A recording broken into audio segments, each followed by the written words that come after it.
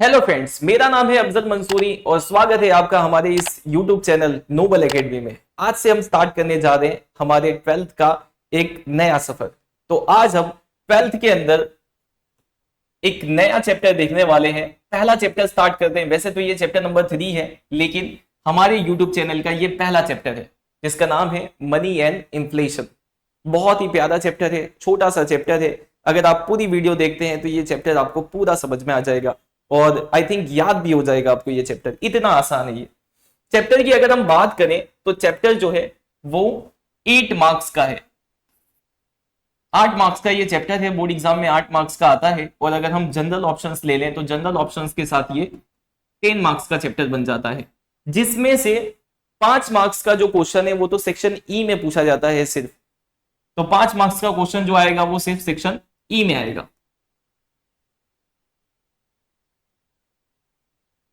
अब बात करते हैं इस चैप्टर की। तो ये चैप्टर में हमें 2 चीजें पढ़नी है। कौन सी 2 चीजें पढ़नी है? हमें पढ़ना है मनी के बारे में और हमें पढ़ना है इन्फ्लेशन के बारे में। अब मनी क्या होती है, इन्फ्लेशन क्या होता है, वो सारी चीजें समझने से पहले हम ये समझ लेते हैं कि ये मनी आया कहां से। मतलब मनी, ये जो पैसा है, ये छापता कौन है, बनाता कौन है। तो मनी की बात करें तो अभी हमारी एक सेंट्रल बैंक है जिसका नाम है आरबीआई। तो आरबीआई इंडिया के अंदर जो करेंसी है वो प्रिंट करती है, छापती है। लेकिन आरबीआई बनी कब थी? आरबीआई बनी थी 1935 के अंदर। 1935 में आरबीआई की एस्टेब्लिशमेंट हुआ था।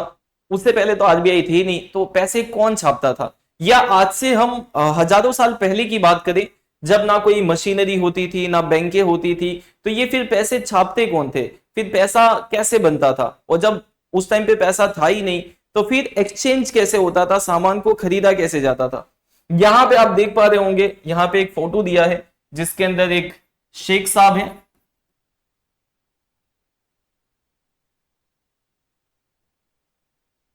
और एक भाई साहब है।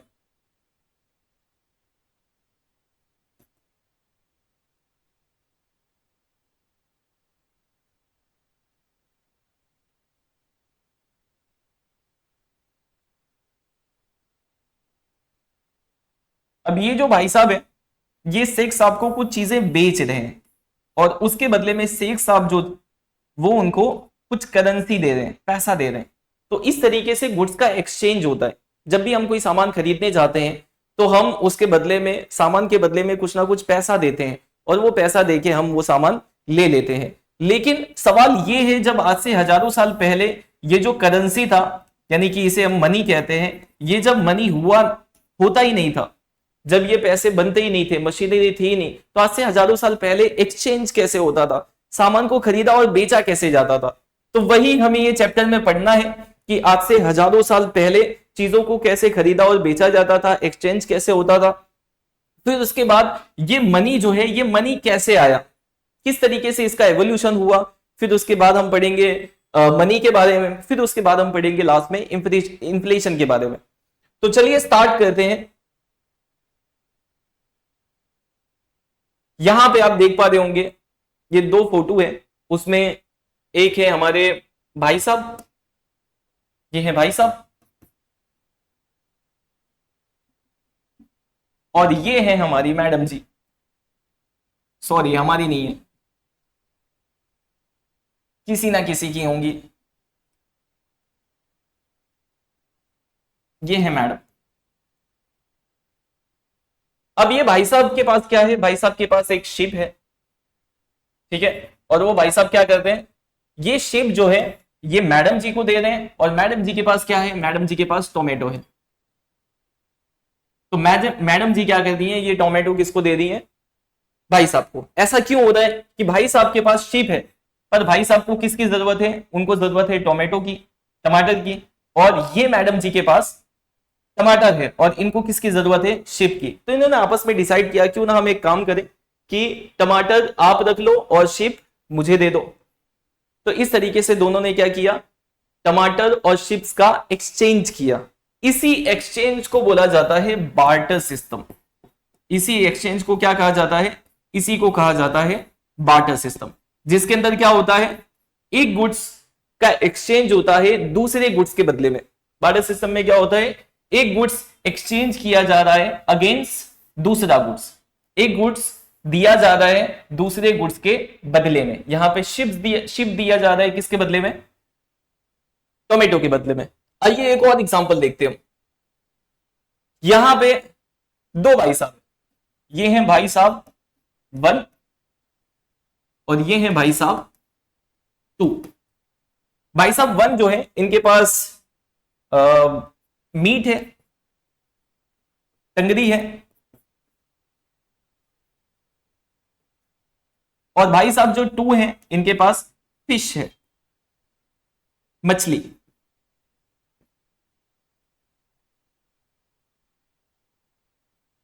अब भाई साहब 1 जो है इनके पास है मीट, पर इन्हें मछली चाहिए, मछली खाना है इन्हें। और भाई साहब जो 2 है इनके पास है मछली, पर इन्हें मीट खाना है। तो इन्होंने क्या किया, टंगरी दे दी और भाई साहब से क्या ले लिया, मीट ले लिया, फिश ले लिया। तो यहां पे किसका एक्सचेंज हुआ, मीट का एक्सचेंज हुआ अगेंस्ट फिश। यहां पे मीट इन्होंने दिया और उसके बदले में क्या ले लिया, उनसे फिश ले लिया। तो ये भी क्या कहलाएगा, ये भी कहलाएगा बार्टर सिस्टम।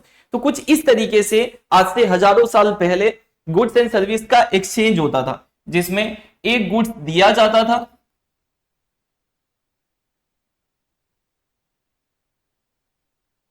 एक गुड्स दिया जाता था दूसरे गुड्स के बदले में, यानी एक गुड्स का एक्सचेंज होता था दूसरे गुड्स के बदले में। और इसी एक्सचेंज ऑफ गुड्स को हम कहते हैं बार्टर सिस्टम। क्या कहते हैं हम इसे, बार्टर सिस्टम।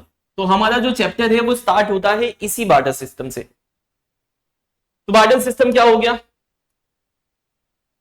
अच्छा, पहले ये देख लेते हैं हम कि हमें ये चैप्टर में पढ़ना क्या क्या है। हमें ये चैप्टर के अंदर पढ़ना है, सबसे पहले हम पढ़ेंगे बार्टर सिस्टम के बारे में। बार्टर सिस्टम अभी मैंने आपको बताया। सेकंड हमें पढ़ना है evolution and development of money. Barter system पहले चलता था जब पैसे नहीं हुआ करते थे, तब लोग एक्सचेंज करते थे गुड्स को आपस में। फिर उसके बाद धीरे धीरे बार्टर सिस्टम के अंदर कुछ लिमिटेशन आने लगी और वो लिमिटेशन की वजह से बार्टर सिस्टम हो गया बंद। तो बार्टर सिस्टम बंद हो गया। पहले बार्टर सिस्टम चलता था पर कुछ उसके अंदर लिमिटेशन आने लगी, वो लिमिटेशन की वजह से वो बार्टर सिस्टम हो गया बंद। फिर बार्टर सिस्टम के बाद धीरे धीरे अब एक्सचेंज करना है गुड्स का, तो उसके लिए एक नए मीडियम की जरूरत पड़ी, तो वो नया मीडियम बना मनी। तो किस तरीके से मनी का एवोल्यूशन हुआ और डेवलपमेंट हुआ, सेकंड हमें वो पढ़ना है। फिर उसके बाद हमें पढ़ना है मनी के बारे में कि मनी क्या है, उसके क्या क्या फंक्शंस है। एंड देन लास्ट हमें पढ़ना है इन्फ्लेशन के बारे में। इन्फ्लेशन क्या होता है, क्यों होता है, वो सारी चीजें हमें पढ़नी है। तो ये टोटल 4 टॉपिक्स हमें पढ़ने हैं। ये चैप्टर के अंदर हमें ये 4 टॉपिक्स पढ़ने हैं, जिसमें हमें बार्टर सिस्टम के बारे में पढ़ना है और बार्टर सिस्टम में भी हमें स्पेशली पढ़ना है बार्टर सिस्टम के लिमिटेशन के बारे में। बार्टर सिस्टम में हमें क्या पढ़ना है, लिमिटेशन के बारे में। और ये क्वेश्चन बोर्ड एग्जाम में 5 मार्क्स में आता है, what is the limitation of barter system. उसके बाद सेकंड हमें पढ़ना है evolution and development of money. अब ये एवोल्यूशन कैसे हुआ मनी का, मनी कैसे बनी आई मार्केट के अंदर, वो हमें पढ़ना है। इसके अंदर भी हमें एक तो इवोल्यूशन ऑफ मनी के बारे में पढ़ना है और दूसरा हमें पढ़ना है टाइप्स ऑफ मनी। मनी कितने तरह की होती है, टाइप्स ऑफ मनी के बारे में, ठीक है। अच्छा, ये जो एवोल्यूशन ऑफ मनी है ये बोर्ड एग्जाम के अंदर पूछा जाता है 3 मार्क्स में, और ये जो टाइप्स ऑफ मनी है ये बोर्ड एग्जाम के अंदर पूछा जाता है 2 मार्क्स में, ठीक है। यानी इसमें से कोई 5 मार्क्स का क्वेश्चन नहीं आने वाला। ऐसा हो सकता है कि यही जो इवोल्यूशन ऑफ मनी है ये शायद 3 मार्क्स के बदले में 5 मार्क्स में पूछ ले, ऐसा हो सकता है, मे बी पॉसिबल, ठीक है। थर्ड हमें जो पढ़ना है वो है मनी के बारे में, कि मनी क्या होता है और मनी किस काम में आता है। यानी कि हमें इसके अंदर पढ़ना है फंक्शंस ऑफ मनी के बारे में, कि मनी के क्या क्या फंक्शंस है, ठीक है। और ये जो फंक्शंस है ये बोर्ड एग्जाम में पूछे जाते हैं 5 मार्क्स में। लास्ट में हमें पढ़ना है इन्फ्लेशन के बारे में। इन्फ्लेशन जिसे हम सिंपल भाषा में महंगाई कहते हैं। तो महंगाई क्यों होती है, चीजों के भाव क्यों बढ़ते हैं, वो सारी चीजें पढ़ेंगे हम इसके अंदर। अच्छा, इसमें भी 2 चीजें हमें पढ़नी है इन्फ्लेशन के अंदर। कौन सी 2 चीजें पढ़नी है, एक हमें पढ़ना है characteristics of inflation, characteristics of inflation पढ़ना है, और सेकंड हमें पढ़ना है कॉजेस ऑफ इन्फ्लेशन, इन्फ्लेशन क्यों होता है उसके कॉजेस के बारे में। तो कुल मिला के हमें इतनी चीजें पढ़नी है। अच्छा, ये जो कैरेक्टरिस्टिक्स हैं ये बोर्ड एग्जाम के अंदर 2 मार्क्स में पूछे जाते हैं, और ये जो कॉजेस है ये बोर्ड एग्जाम के अंदर 5 मार्क्स में पूछा जाता है। और ये चैप्टर की अगर मैं बात करूं तो ये चैप्टर में आपको 5 मार्क्स के 3 क्वेश्चन दिखेंगे। सबसे पहले ये वाला, ये 5 मार्क्स में पूछा जाता है, लिमिटेशन ऑफ बार्टर सिस्टम। दूसरा ये वाला, ये 5 मार्क्स में पूछा जाता है, फंक्शंस ऑफ मनी। और तीसरा कॉजेस ऑफ इंफ्लेशन, इंफ्लेशन के कॉजेस, ये 5 मार्क्स में पूछे जाते हैं। बोर्ड एग्जाम के अंदर फिक्स है, या तो ये आएगा या तो ये आएगा या तो फिर ये आएगा। ये 3 में से एक क्वेश्चन 5 मार्क्स में आना सेक्शन ई के अंदर ये फिक्स है, आएगा ही आएगा। तो ये एकदम ध्यान से पढ़ना है आपको, बहुत ही इजी क्वेश्चन है। थोड़ा सा अगर आप ध्यान दोगे तो आपको ये पूरा चैप्टर जो है वो समझ में आ जाएगा। चलिए अब हम स्टार्ट करते हैं हमारे पहले टॉपिक से। पहला टॉपिक क्या है हमारा, दैट इज बार्टर सिस्टम। तो बार्टर सिस्टम क्या होता है और उसकी फिर वो क्यों बंद हो गया वो देख लेते हैं। अभी मैंने आपको बार्टर सिस्टम के बारे में थोड़ा बहुत बताया, उससे पहले थोड़ा इंट्रोडक्शन देख लेते हैं मनी के बारे में। अब इसमें से इंट्रोडक्शन में से कुछ क्वेश्चंस पूछे जाते हैं एमसीक्यूज वगैरह में, जैसे कि अभी जितनी भी इकोनॉमिक एक्टिविटी होती है, जो भी हम परचेस और सेल करते हैं, बिजनेस वगैरह करते हैं, तो उसमें मेन जो सेंटर में है वो कौन है, मनी। मनी से ही सारी चीजें एक्सचेंज होती है। यहाँ पे इंसान जो है अपनी नीड्स को सेटिस्फाई करने के लिए क्या करता है, गुड्स एंड सर्विस को बाय करता है। और ये जो गुड्स एंड सर्विस बाय किया जाता है वो किससे किया जाता है, मनी के जरिए से। हम कोई भी चीज खरीदते हैं तो उसके बदले में, उसके लिए हमें पैसों की जरूरत होती है, ठीक है। तो मनी क्या बन जाता है, मनी एक मीडियम ऑफ एक्सचेंज बन जाता है। और इसके अलावा हम उसे स्टोर भी कर सकते हैं ताकि उससे हमारी फ्यूचर की नीड्स, आने वाली जो नीड्स है उसे पूरा कर सके। ये तो इंट्रोडक्शन था, खैर इसमें यही काम में आता है, एमसीक्यू में पूछा जाता है। आगे बढ़ते हैं, हमारा जो पहला टॉपिक था that is barter system. Barter system क्या होता है और बार्टर सिस्टम की क्या ऐसी लिमिटेशन थी जिसकी वजह से बार्टर सिस्टम बंद हो गया, ये चीजें हमें पढ़नी है। तो बार्टर सिस्टम क्या होता है अभी मैंने आपको बताया था। ये भाई साहब का एग्जांपल लिया था अभी हमने, इनके पास है शिप और इनको किसकी जरूरत है, इनको जरूरत है टमाटर की। ये मैडम जी हैं, इनके पास है टोमेटो, ठीक है। तो भाई साहब ने क्या किया, शिप दिया और उसके बदले में क्या ले लिया, टमाटर ले लिया। इसी को क्या बोला जाता है, इसी को कहा जाता है बार्टर सिस्टम। यानी कि इन्होंने किया क्या, इन्होंने क्या किया, इन्होंने एक्सचेंज किया, अपने गुड्स को एक्सचेंज किया। यानी इन्होंने शिप दिया और उसके बदले में टमाटर ले लिया। This is called exchange of goods. अब यहां पे बात करें तो यहां पे आपको बहुत सारे लोग दिख रहे हैं, जिसमें ये भाई साहब है, इनके पास बुक्स हैं, और ये मैडम जी के पास बनाना है, तो ये एक्सचेंज करते हैं। ये भाई साहब के पास मुर्गी है और ये भाई साहब के पास ओवन है, तो ये एक्सचेंज कर रहे हैं आपस में। तो ये सब क्या कहलाएगा, ये सब कहलाएगा एक्सचेंज ऑफ गुड्स। और इसी एक्सचेंज ऑफ गुड्स को हम कहते हैं बार्टर सिस्टम। तो डेफिनेशन क्या हो जाएगी बार्टर सिस्टम की, barter system means, barter system the system in which exchange of goods and service against other goods and service is called barter system। एक ऐसी सिस्टम जिसमें क्या होता हो, एक्सचेंज ऑफ गुड्स होता हो, जिसमें गुड्स को एक्सचेंज किया जाता हो, गुड्स एंड सर्विस को एक्सचेंज किया जाता है। किसके अगेंस्ट एक्सचेंज किया जाता है, अदर गुड्स एंड सर्विस की। एक गुड्स को एक्सचेंज किया जा रहा है किसके against, other goods and service. जैसे कि ये शिप्स भाई साहब एक्सचेंज कर रहे हैं किसके बदले में, एक्सचेंज करना मतलब देना, एक्सचेंज का मतलब होता है लेना देना, एक्सचेंज का मतलब लेना देना, या आप इसको बाय सेल भी बोल सकते हो, पर यहां पे लेना देना। तो ये भाई साहब जो है ये क्या दे रहे हैं, ये शिप दे रहे हैं और उसके बदले में क्या ले रहे हैं, ये टमाटर ले रहे हैं। तो ये क्या कहलाएगा, exchange of ship against tomato. This is called exchange of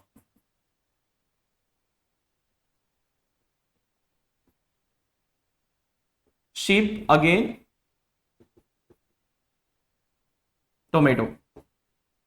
तो इसी एक्सचेंज को क्या कहा जाता है, this exchange is known as barter system. I hope आपको मीनिंग समझ में आ गई होगी। अगर मीनिंग समझ में आ गई है तो बढ़ते हैं हम आगे। अब आगे हमें पढ़ना है इसके लिमिटेशन के बारे में। आज से हजारों साल पहले यही बार्टर सिस्टम यूज में होता था। जिससे हम कोई भी चीज को खरीदते या बेचते थे, मतलब गुड्स दे के उसके बदले में दूसरा सामान लेते थे। ठीक है, क्या क्या होता था, जैसे कि कोई फार्मर है, एग्जाम्पल लेते हैं हम, जैसे कोई फार्मर है यहां पे, और ये फार्मर क्या करता है, ये फार्मर जो है ये वीट प्रोड्यूस करता है। क्या प्रोड्यूस करता है, वीट प्रोड्यूस करता है। अब ये वीट प्रोड्यूस कर रहा है, अगर अब इसको राइस की जरूरत होगी तो ये क्या करेगा, ये जाएगा दूसरे फार्मर के पास। मान लेते हैं ये दूसरे फार्मर है, ये फार्मर 1 और ये फार्मर 2, और ये भाई साहब क्या प्रोड्यूस करते हैं, ये भाई साहब प्रोड्यूस करते हैं राइस, चावल। अब इसको, इसके पास है वीट और इसके पास है राइस, अब इसको चावल की जरूरत है, तो ये क्या करेगा, ये जाएगा ये दूसरे फार्मर के पास जिसके पास राइस है, और उसको जाके बोलेगा कि भाई वीट, मेरे पास वीट है और आप मुझसे वीट ले लो और उसके बदले में मुझे राइस दे दो, मुझे चावल की जरूरत है, मुझे बिरयानी बना के खानी है। ठीक है, तो ये क्या करेगा, ये कहेगा ठीक है लाओ दे दो। तो ये इसने क्या दिया, इसने वीट दिया और उसके बदले में इसने क्या ले लिया, राइस ले लिया। तो यहां पे क्या हुआ, वीट का राइस के बदले में एक्सचेंज हुआ, और इसी एक्सचेंज को हम क्या कहते हैं, बार्टर सिस्टम। इसको और आगे ले जाएं हम एग्जांपल को, तो जैसे मान लेते हैं कि ये भाई साहब है, ये भाई साहब कपड़े वाले हैं, क्लोथ बनाते हैं, कपड़े बनाते हैं, इनके पास कपड़े हैं, और अब इनको चाहिए कपड़े, ये राइस वाला जो है इसको कपड़े चाहिए, तो ये चले जाएगा कपड़े वाले के पास और उसको जाके बोलेगा कि मेरे पास राइस है, मुझसे आप राइस ले लो और उसके बदले में मुझे क्या दे दो, उसके बदले में मुझे कपड़े दे दो। तो ये क्या करेगा, ये इससे राइस ले लेगा और उसके बदले में उसे कपड़ा दे देगा। तो इसी को क्या कहते हैं हम, बार्टर सिस्टम। ऐसे मजीद हमारी जो प्रक्रिया है वो आगे बढ़ती जाएगी। तो ये होता है बार्टर सिस्टम में। आई होप आपको समझ में आ गया होगा कि बार्टर सिस्टम में होता है क्या है। यहाँ पे क्या होता है, एक्सचेंज हो रहा है गुड्स एंड सर्विस का, किसके बदले में, दूसरे गुड्स एंड सर्विस के बदले में। अब प्रॉब्लम कहां पे आई वो देख लेते हैं हम। प्रॉब्लम कहां पे आई, लिमिटेशन क्या हुई बार्टर सिस्टम की, जिसकी वजह से अभी बार्टर सिस्टम का यूज नहीं होता है। तो ऐसी कौन सी प्रॉब्लम आ गई, ऐसी कौन सी लिमिटेशन आ गई जिसकी वजह से ये बार्टर सिस्टम जो है ये बंद हो गया। अब हम वो देख लेते हैं। तो 3 प्रॉब्लम्स आई थी, जिसमें सबसे पहला है problems of mutual adjustment of wants. अब इसका मतलब क्या है वो समझिए आप, सिंपल सा मतलब है इसका। जैसे कि एग्जांपल लेते हैं हम, यहां पे एक भाई साहब है, ये है फार्मर 1 और ये है फार्मर 2। ठीक है, फार्मर 1 और फार्मर 2, ये भाई साहब के पास है वीट,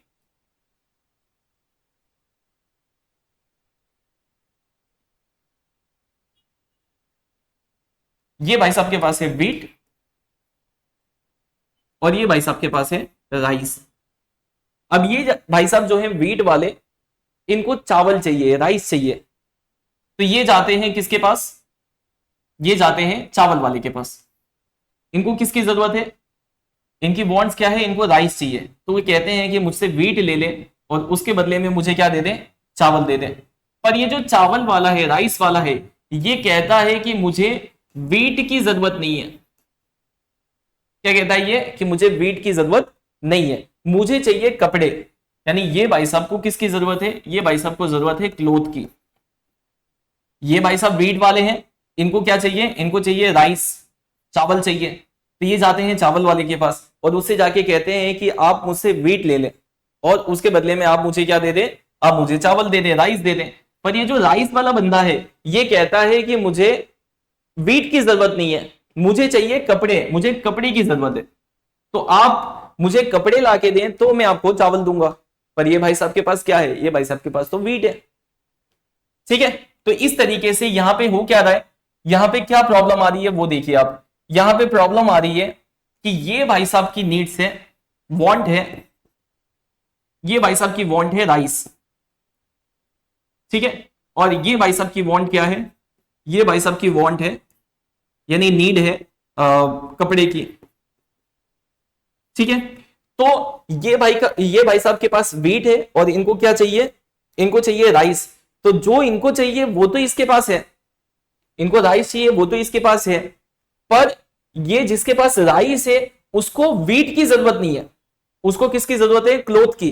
तो वो क्लोथ इसके पास नहीं है, मतलब इसकी जो वांट है वो इसके पास है, पर जो इसकी वांट है वो इसके पास नहीं है। इसे बोला जाता है problems of double coincidence of wants. क्या कहा जाता है इसे? Problems of double coincidence of wants. Problems of double coincidence of wants.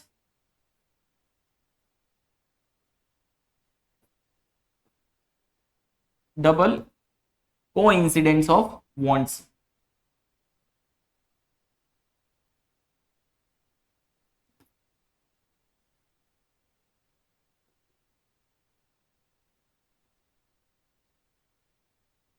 यानी यहां पे दोनों की जो वांट्स है वो कोइंसिडेंस नहीं हो रहा है उसमें, यानी कि दोनों की वांट्स आपस में मिल नहीं रही है, मेल नहीं बैठ रहा है। कोइंसिडेंस मतलब मेल बैठना, तो दोनों की जो वांट्स है उसमें क्या नहीं बैठ रहा है? मेल नहीं बैठ रहा है, दोनों की वांट्स आपस में मिल नहीं रही है। तो इसकी वजह से यहाँ पे एक्सचेंज जो है वो पॉसिबल नहीं है, यानी यहाँ पे एक्सचेंज नहीं हो पाएगा, और एक्सचेंज नहीं हो पाएगा तो फिर ये प्रॉब्लम हो गई ना। अब इसमें बार्टर सिस्टम में क्या है, गुड्स के बदले में हम दूसरे गुड्स को एक्सचेंज करते हैं, पर यहाँ पे एक्सचेंज पॉसिबल नहीं है। पॉसिबल नहीं है, क्यों नहीं है? क्योंकि ये भाई साहब की जो वांट है वो तो इनके पास है, पर ये भाई साहब की जो वांट है वो इसके पास नहीं है। इसको चाहिए कपड़े, तो कपड़े भाई साहब के पास नहीं है, भाई साहब के पास तो वीट है। यानी कि यहाँ पे दोनों की जो वांट्स है वो आपस में कोइंसिडेंस नहीं हो रहा है, यानी दोनों मिल नहीं रही है। मिलती कब? जब ये भाई साहब के पास वीट है और इन्हें चाहिए राइस, तो राइस इनके पास है, और ये भाई साहब को भी अगर वीट चाहिए होता तो दोनों की वांट्स आपस में मिल जाती। इसे बोलते हैं डबल कोइंसिडेंस ऑफ वांट्स। पर दोनों की वांट्स आपस में मिल नहीं रही है, उसमें प्रॉब्लम्स आ रही है। क्यों प्रॉब्लम्स आ रही है? क्योंकि इसकी जो वांट्स है वो इसके पास नहीं है। तो इस तरीके से यहाँ पे दोनों के बीच का जो एक्सचेंज है वो पॉसिबल हो पाएगा नहीं। तो ये पहली लिमिटेशन है, ठीक है। दूसरी लिमिटेशन जो आती है that is difficulty in storing value. Value को स्टोर करने में किसमें प्रॉब्लम आ रही है? स्टोर करने में। अब ये कैसे होती है वो समझिए आप। तो यहां पे हम एग्जांपल लेते हैं कि एक भाई साहब है, ये है फार्मर, ये उगाते हैं वीट। क्या उगाते हैं ये? वीट। वीट प्रोड्यूस करते हैं, और वो वीट प्रोड्यूस करके ये क्या करते हैं, जो भी इनकी नीड्स है वो सारी नीड्स वीट दे के ले लेते हैं। जैसे कि अगर इनको इनकी नीड्स है राइस, तो ये क्या करेंगे? राइस वाले के पास जाएंगे, राइस देंगे और उसके बदले सॉरी वीट देंगे और उसके बदले में क्या ले लेंगे? राइस। कपड़े वाले के पास जाएंगे, उसको कपड़े देंगे और उसके बदले में उससे क्या ले लेंगे? सॉरी, वीट देंगे और उसके बदले में उसे क्या ले लेंगे? कपड़ा। ऐसे ही घी वाले के पास जाएंगे और उसे क्या देंगे? वीट देंगे और उसके बदले में क्या ले लेंगे? घी। तो यहां पे ये भाई साहब जो है ये वीट प्रोड्यूस करते हैं। भाई साहब क्या प्रोड्यूस करते हैं? वीट प्रोड्यूस करते हैं, और वीट प्रोड्यूस करके वीट देके गेहूं देके वो ये चावल, क्लोथ, घी, ये सारी चीजें वो खरीद लेते हैं। यहां तक ठीक है। अब मसला कहां आएगा वो देखिए। अब ये एक बार क्या किया भाई साहब ने, पहले ये इतनी जमीन पे खेती करते थे, इतनी जमीन पे खेती करके ये वीट उगाते थे, ठीक है। अब इन्होंने क्या किया? अब जमीनें और ले ली इन्होंने, इतनी जमीन और ले ली, तो अब इनका जो प्रोडक्शन है वो क्या हो जाएगा? वो हो जाएगा डबल। इनका प्रोडक्शन इंक्रीज हो जाएगा, तो इनका प्रोडक्शन जो है वो हो गया डबल। अब डबल प्रोडक्शन तो डबल हो गया। दिक्कत कहां पे आ रही है कि अब ये जो डबल प्रोडक्शन हुआ है, अब ये पहले जितना प्रोड्यूस करते थे उससे ये सारी जरूरी इनकी जो नीड्स थी, ये सारी नीड्स इनकी पूरी हो जाती थी, ठीक है। पहले जितना प्रोड्यूस करते थे उससे इनकी ये सारी नीड्स पूरी हो जाती थी, यानी कि वो वीट देके ये सारी चीजें ले लेते थे। लेकिन अब दिक्कत कहां पे आई है? अब दिक्कत यहां पे आई है कि अब इनका प्रोडक्शन हो गया है डबल। तो हाफ जो है, हाफ से तो इनकी नीड पहले जितना होता था उससे हाफ से तो इनकी नीड पूरी हो जाती थी, तो अब हाफ जो है वो इनके पास बच जाता है। यानी कि अब ये जितना वीट उगा रहे हैं तो आधी वीट देके वो ये सारी नीड्स को पूरी कर लेते हैं, खरीद लेते हैं, एक्सचेंज कर लेते हैं। लेकिन अभी जो हाफ प्रोडक्शन बच गया है, रिमेन्स है, अब वो रिमेन्स जो बचा है गेहूं, अब उसका ये भाई साहब क्या करेंगे? ठीक है, सवाल ये है कि अब वो जो प्रोडक्शन बच गया है, गेहूं बच गया है, अब उसका ये भाई साहब क्या करेंगे? क्या करेंगे ये भाई साहब? अब उसको स्टोर करना पड़ेगा, क्योंकि उन्होंने वीट देके सारी नीड्स तो पूरी कर ली है, अब वो गेहूं बच गया है तो उसको क्या करना पड़ेगा, स्टोर करना पड़ेगा। पर दिक्कत यही है कि उसको स्टोर कैसे करें, स्टोर कैसे करें, स्टोर कर दें कहीं भी बोरी वोरी में भर के रख दें, पर दिक्कत यहां पे आएगी कि ये जो वीट है ये खराब हो जाएगा, इसको लॉन्ग टर्म के लिए हम स्टोर नहीं कर सकते, can not store for long term, इसे लॉन्ग टर्म के लिए स्टोर नहीं किया जा सकता क्योंकि ये पेरिशेबल गुड्स है। पेरिशेबल मतलब जो जल्दी खराब हो जाते हैं, ये जल्दी खराब हो जाएगा, ठीक है, इसको ज्यादा ज्यादा समय तक हम स्टोर नहीं कर सकते। गेहूं गेहूं है, गेहूं के अंदर वो छोटे छोटे कीड़े पड़ जाएंगे जिसे हम घुन कहते हैं, फिर वो गेहूं को खत्म कर देंगे, खराब कर देंगे। तो दिक्कत यही है कि अब ये जो वीट है इसको हम लॉन्ग टर्म के लिए स्टोर नहीं कर सकते। तो ये जो दूसरी प्रॉब्लम है, difficulty in storing of value, value को स्टोर करने में। वैल्यू क्या है हमारी यहाँ पे, वैल्यू है वीट, तो वो वीट को हम लॉन्ग टर्म के लिए स्टोर नहीं कर सकते। क्यों नहीं कर सकते, क्योंकि वो खराब हो जाएगा। तो ये दूसरी बड़ी प्रॉब्लम थी जिसकी वजह से बार्टर सिस्टम जो है हमारा वो बंद हो गया। अब थर्ड जो प्रॉब्लम आती है that is problem of measurement of value. अब ये क्या है वो समझिए आप, वैल्यू मेजर करना।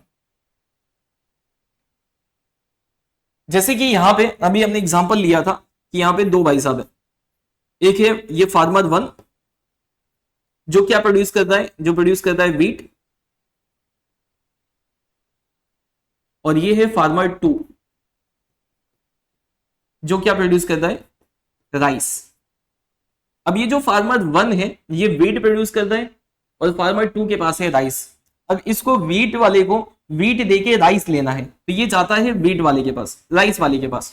वीट वाला जो फार्मर है वो जाता है राइस वाले के पास और राइस वाले को जाके बोलता है कि आप एक काम करो, मुझसे वीट ले लो और वो वीट के बदले में मुझे क्या दे दो, राइस दे दो। यहां तक ठीक है। अब दिक्कत यहां पे आएगी कि ये जो वीट दे रहा है, अब ये कितना केजी वीट देगा, उसके बदले में उसको कितना केजी राइस मिलेगा। ये कितना किलो वीट देगा, उसके बदले में उसको कितना किलो राइस मिलेगा। लेट से अगर हम एग्जांपल लेते हैं कि जैसे 20 केजी वीट, 20 किलो गेहूं, 20 केजी वीट जो है वो इक्वल है 40 केजी राइस में, 40 केजी राइस में। 20 केजी वीट जो है वो किसके इक्वल में है, 40 केजी राइस में। यानी कि अगर वो 20 किलो गेहूं देगा तो उसके बदले में उसे कितना चावल मिलेगा, 40 किलो। अगर ये हमने डिसाइड कर लिया तो अब आप ये बताओ कि 20 केजी वीट अगर 40 केजी राइस के इक्वल में है तो फिर 20 केजी वीट के बदले में कितना मीटर कपड़ा, यानी कि 20 केजी वीट के बदले में कितना मीटर कपड़ा मिलेगा, या तो फिर 20 केजी वीट के बदले में हमें कितना केजी घी मिलेगा, कितना केजी घी मिलेगा।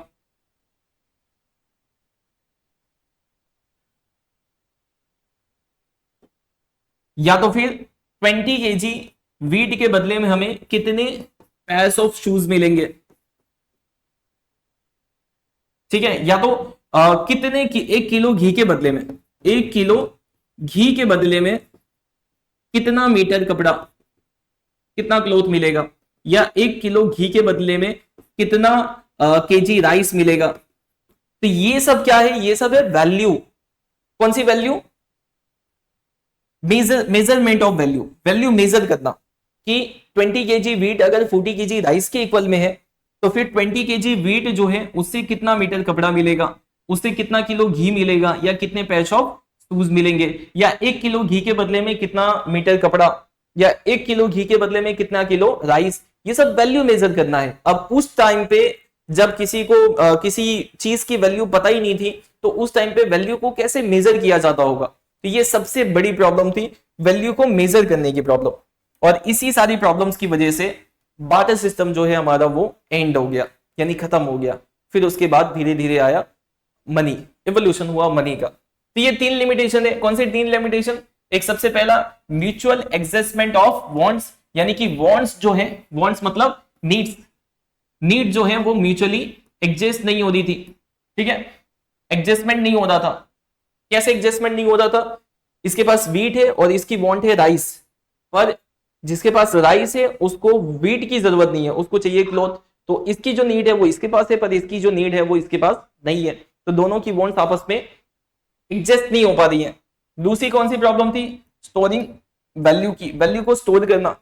जैसे यहाँ पे वीट है तो वीट का प्रोडक्शन ज्यादा हो गया, तो वो वीट का प्रोडक्शन ज्यादा हो गया तो उसको आप स्टोर कहां पे करें, उसको कहां पे रखें हम, क्योंकि उसको हम लॉन्ग टर्म के लिए स्टोर नहीं कर सकते। क्यों स्टोर नहीं कर सकते, क्योंकि वो खराब हो जाएगा, इसी की वजह से। और थर्ड वाली जो प्रॉब्लम आई वो है मेजरमेंट ऑफ वैल्यू, वैल्यू को मेजर करना, वैल्यू को मेजर करने में प्रॉब्लम आई। तो यही सारी प्रॉब्लम्स की वजह से हमारा वाटर सिस्टम जो है वो हो गया बंद। आइए इसको हम डिटेल में देखते हैं। तो सबसे पहले लिमिटेशन क्या थी, problem of mutual adjustment of bonds, bonds आपस में म्यूचुअली एडजस्ट नहीं हो पा रही थी। ठीक है, जैसे यहां पे ये भाई साहब इनके पास है वीट और इनके पास है राइस। ठीक है, अब ये जो भाई साहब वीट है, वीट वाले हैं, इनको चाहिए राइस, यानी इनकी वांट क्या है, इनकी वांट है राइस, और वो राइस तो ये भाई साहब के पास है।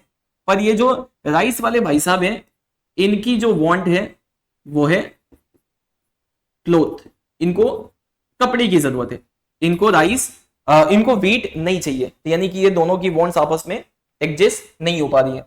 आगे देखते हैं हम और एग्जांपल। जैसे ये भाई साहब है, इनके पास है राइस और इनको किसकी जरूरत है, इनकी वांट क्या है, इनकी वांट है, ये भाई साहब की वांट है क्लोथ, इनको कपड़े चाहिए।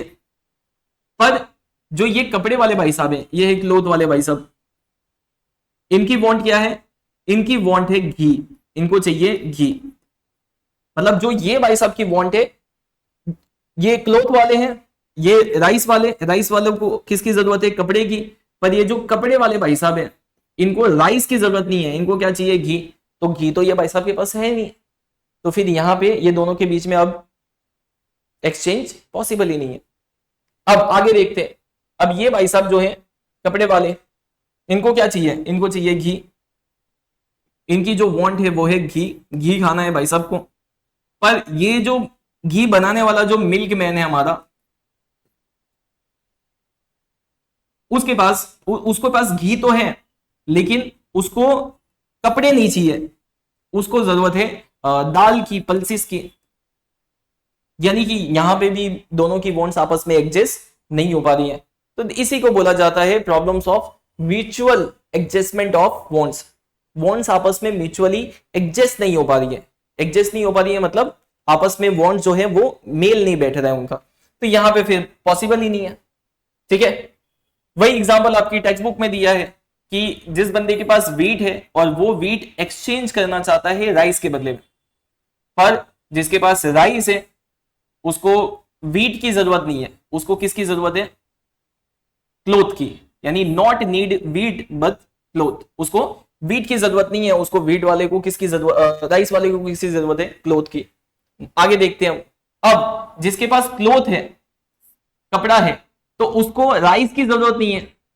यानी ये राइस वाला क्या चाहता है कि मैं कपड़ा राइस दे के उसके बदले में कपड़ा दे लूं। पर ये जो कपड़े वाला है उसको किसकी जरूरत नहीं है, नॉट वांट राइस, बट उसको क्या चाहिए, उसको चाहिए घी। वो कपड़ा देके उसके बदले में क्या लेना चाहता है, घी। घी in exchange for their cloth, कपड़ा देके उसके बदले में घी लेना चाहता है। पर वहां पे भी दिक्कत है, वो जो घी वाला है वो, उसको कपड़े की जरूरत नहीं है, उसको चाहिए पल्सिस, दाल चाहिए उसको, या कोई दूसरी नीड्स होगी उसकी। तो इस तरीके से क्या हो रहा है, यहाँ पे वांट्स जो है, नीड्स जो है वो एडजस्ट नहीं हो पा रही है। इसी को बोलते हैं mutual problems of mutual adjustment of wants. ठीक है, यहां तक क्लियर है। ये पहली लिमिटेशन थी। सेकेंड लिमिटेशन आती है difficulty in storing value. Storing value में हमने क्या पढ़ा था, वैल्यू को स्टोर करने में प्रॉब्लम, स्टोर नहीं कर सकते। जैसे कि फार्मर ने क्या उगाया, वीट उगाया। अब वीट का प्रोडक्शन थोड़ा ज्यादा हो गया, सरप्लस प्रोडक्शन हो गया। सरप्लस मतलब बहुत ज्यादा हो गया प्रोडक्शन, और बच भी गया है। यानी कि प्रोडक्शन ज्यादा हुआ है और वो गेहूं से उसने सब चीजें ले भी ली है एक्सचेंज करके, राइस ले लिया है, घी ले लिया है, कपड़े ले लिया है, सारी चीजें लेने के बाद भी अब उसके पास जो वीट है वो बच गया है, सरप्लस है। तो अब वो बचे हुए वीट का क्या करेगा, उसको स्टोर करना पड़ेगा। पर दिक्कत यह है कि हम इसको लॉन्ग टर्म के लिए स्टोर नहीं कर सकते, क्योंकि ये वीट जो है वो पेरिशेबल गुड्स है, ये धीरे धीरे खराब हो जाएगा। तो यहां पे अब किस में दिक्कत आ रही है, स्टोरिंग में। ठीक है, फार्मर्स ने क्या किया, फार्मर्स ने वीट उगाया और वो वीट से क्या किया, उसने एक्सचेंज किया, एक्सचेंज करके उसने शूज खरीद लिए, क्लोथ खरीद लिए, और भी जो चीजें थी वो सारी चीजें उसने खरीद ली। वो सब खरीदने के बाद भी उसकी प्रोडक्टिविटी जो है वो बहुत ज्यादा थी, बढ़ गई थी, जिसकी वजह से अब उसके पास प्रोडक्शन जो है वीट का वो बच गया है, सरप्लस वीट बचा है उसके पास, यानी कि सारी नीड्स पूरी करने के बाद भी उसके पास गेहूं बच गया है। तो वो बचे हुए गेहूं का क्या करेगा, स्टोर करना पड़ेगा। पर दिक्कत यही है कि वो जो वीट है अगर उसको हम लॉन्ग पीरियड के लिए स्टोर करते हैं तो फिर वो बाद में खराब हो जाएगा। पर मसला क्या है कि उसको हम लॉन्ग पीरियड के लिए स्टोर नहीं कर सकते। अच्छा, स्टोर करना ही क्यों है, स्टोर क्यों करते हैं हम, ताकि अगर हम वीट को अभी बचा के रखेंगे, स्टोर करके रखेंगे, तो फ्यूचर में अगर हमें किसी भी चीज की जरूरत हो, जैसे कि शूज की जरूरत हो या क्लोथ की जरूरत हो या तो राइस की जरूरत हो, तो वही वीट दे के हम वो सारी चीजें खरीद लेंगे, एक्सचेंज कर लेंगे। पर दिक्कत यही है कि हम उसको स्टोर नहीं कर सकते। क्वेश्चन क्या है, but the question arise how to store wheat, wheat को स्टोर कैसे करें हम, क्योंकि वो खराब होने वाली चीज है, पेरिशेबल गुड्स है, उसको हम लॉन्ग पीरियड के लिए स्टोर नहीं कर सकते। ये दूसरी सबसे बड़ी प्रॉब्लम है जिसकी वजह से बार्टर सिस्टम बंद हो गया। थर्ड जो लिमिटेशन है वो है problems of measurement of value, value measure करना। वैल्यू मेजर करना मतलब अगर हम वीट के बदले में राइस ले रहे हैं, यानी वीट दे रहे हैं उसके बदले में राइस ले रहे हैं, तो कितना केजी हम वीट देंगे उसके बदले में हमें कितना केजी राइस मिलेगा। या तो फिर वीट के बदले में अगर हम कपड़े एक्सचेंज कर दें तो कितना केजी हम वीट देंगे उसके बदले में हमें कितना मीटर कपड़ा मिलेगा। तो ये सबसे बड़ी प्रॉब्लम थी वैल्यू मेजर करने में, कि कितना केजी ऑफ वीट, कितना केजी ऑफ वीट जो है वो इक्वल होगा कितने केजी ऑफ राइस से, यानी कितना केजी ऑफ वीट जो है वो इक्वल होगा राइस से। कितने किलो वीट के बदले में कितना किलो राइस, या कितना किलो राइस के बदले में कितना केजी राइस के बदले में हमें कितना मीटर क्लोथ मिलेगा।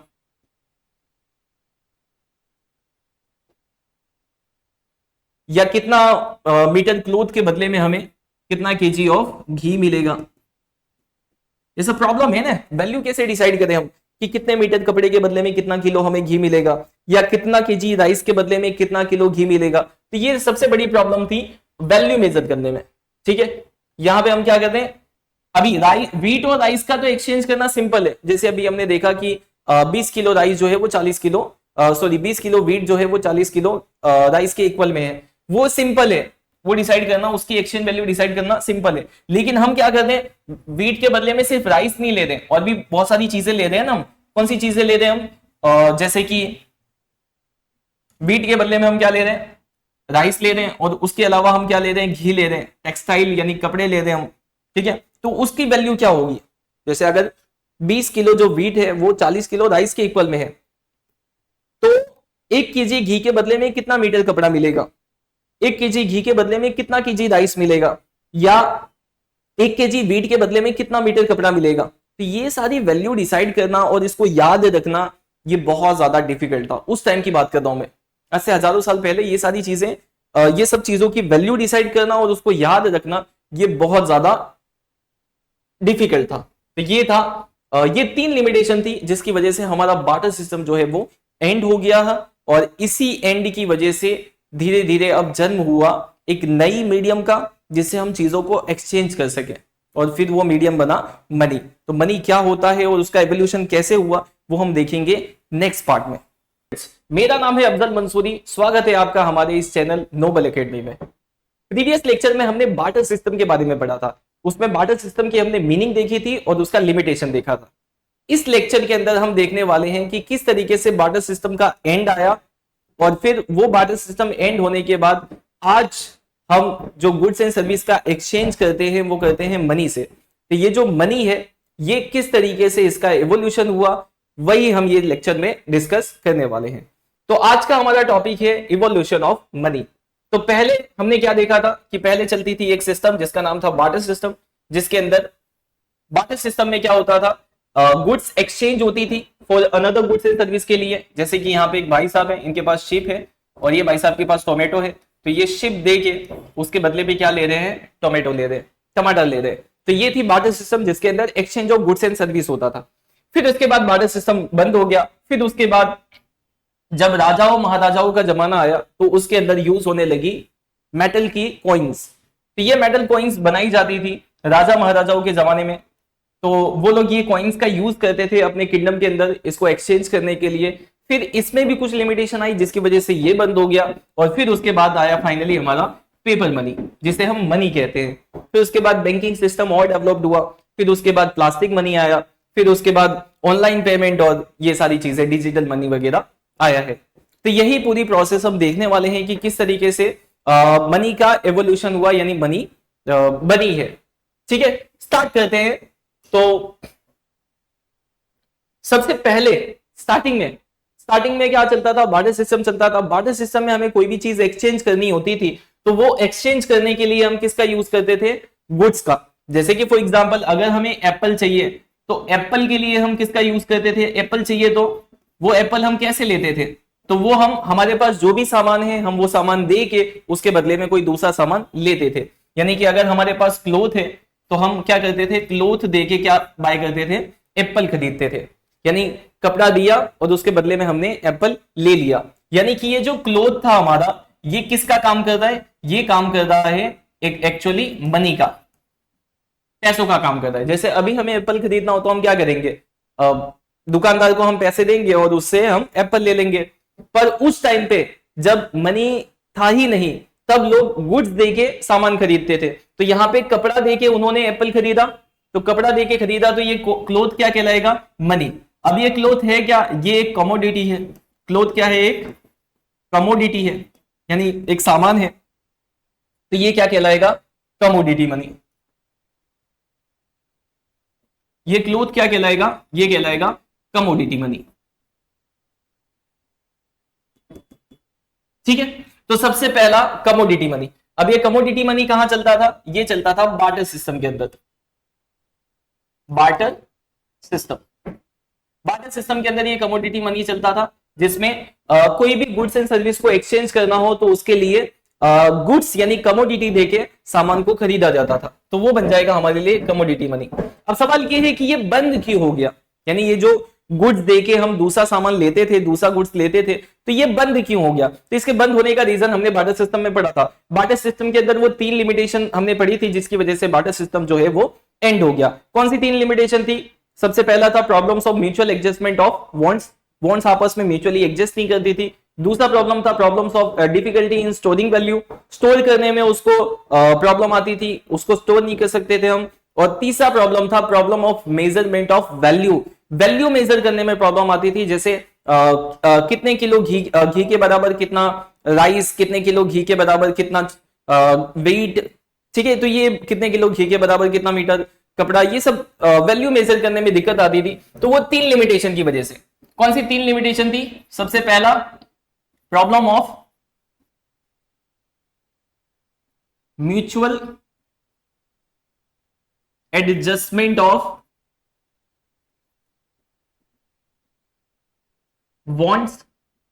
वॉन्ट्स आपस में म्यूचुअली एडजस्ट नहीं हो पाती थी।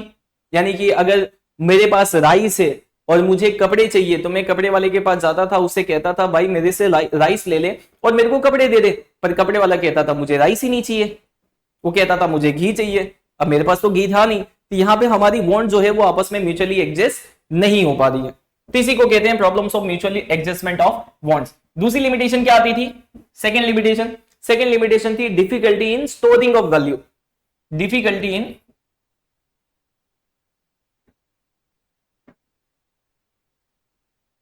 स्टोरिंग ऑफ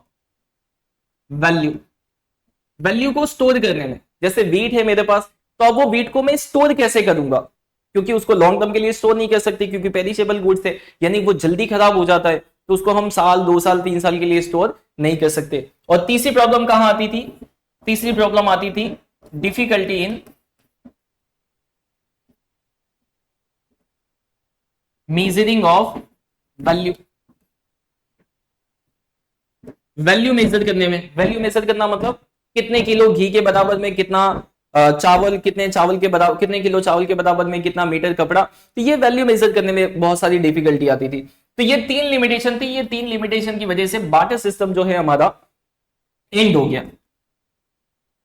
यानी जो कमोडिटी मनी है वो कमोडिटी मनी यहां पे कमोडिटी मनी जो है वो खत्म हो गई। फिर उसके बाद आया सेकंड हमारा मनी जिसका नाम है एनिमल मनी।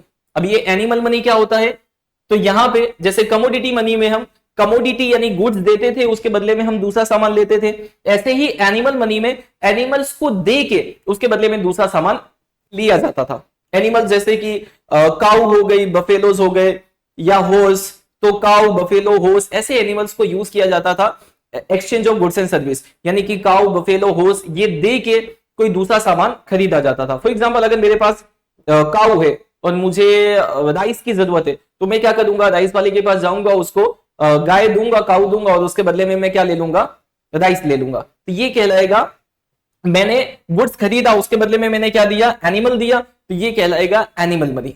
ठीक है, तो उसके बाद यानी कमोडिटी मनी के बाद फिर एनिमल मनी का यूज होने लगा, यानी एज ए एनिमल्स को हम एक्सचेंज करने लगे। पर उसमें कहां दिक्कत आई, वो कैसे बंद हो गया, तो एनिमल मनी में वो उसकी एक लिमिटेशन थी। एनिमल जो है वो मोर्टल्स होते हैं, मोर्टल्स मतलब एक टाइम के बाद वो मर जाते हैं। तो मर जाते हैं मतलब वो बीमार पड़ते हैं और मर जाते हैं। मर जाते हैं इसका मतलब हम उसको लॉन्ग टर्म के लिए स्टोर नहीं कर सकते, इसमें भी स्टोरिंग की प्रॉब्लम है, इसको स्टोरेज नहीं कर सकते हम। जैसे गाय है तो एक टाइम के बाद वो बीमार होगी और फिर उसके बाद वो मर जाएगी। तो अगर मैं चाहता हूं कि मैं उसको 3-4-5 साल के लिए स्टोर करूं, तो मैं उसको स्टोर नहीं कर सकता, वो मेरे बस में नहीं है। तो एनिमल्स की लिमिटेशन क्या थी कि they are mortals, animals are mortals, मतलब वो मॉर्टल है, मॉर्टल मतलब मरने वाले हैं, और वो बीमार पड़ते हैं और वो मर जाते हैं। है बात समझ में?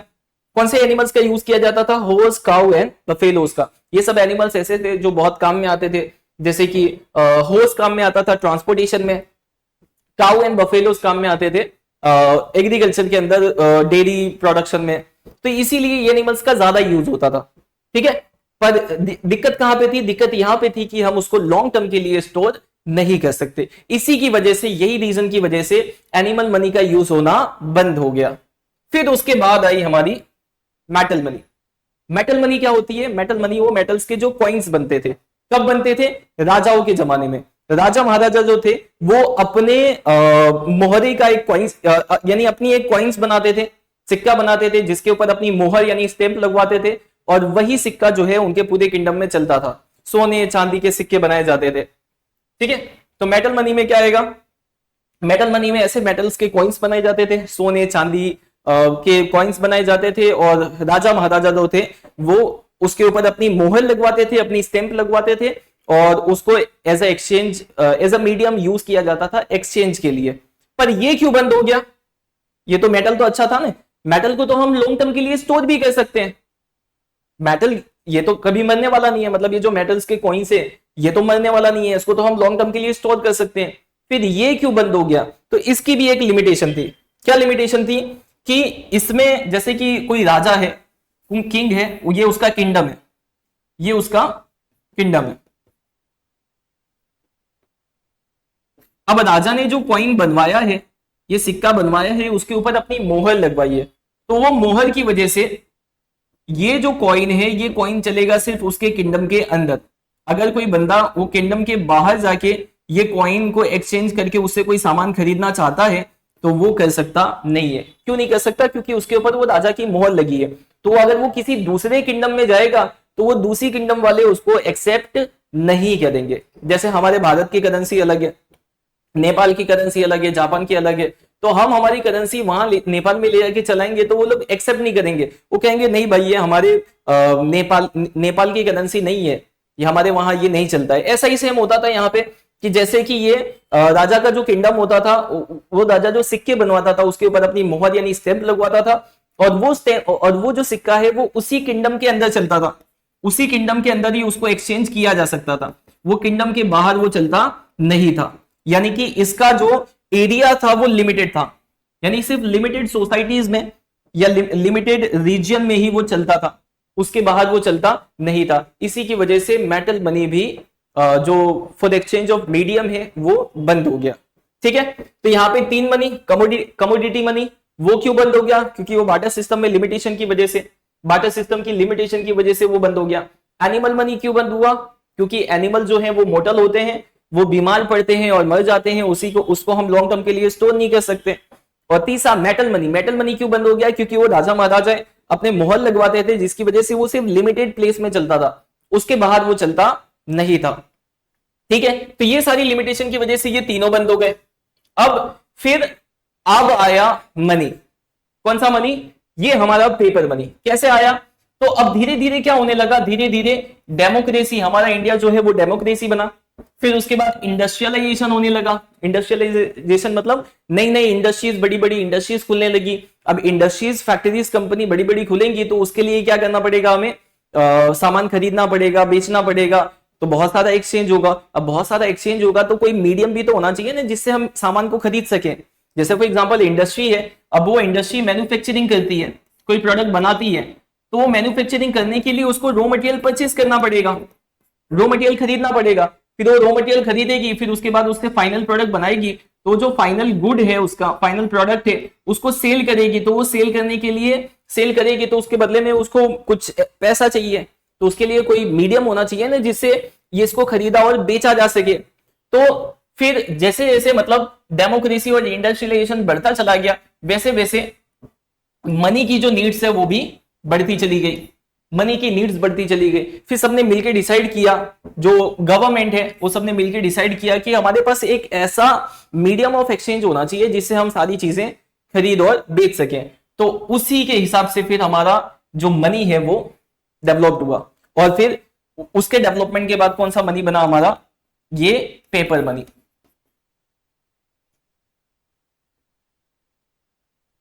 आई होप आपको पता चला होगा कि ये पेपर मनी कैसे आया।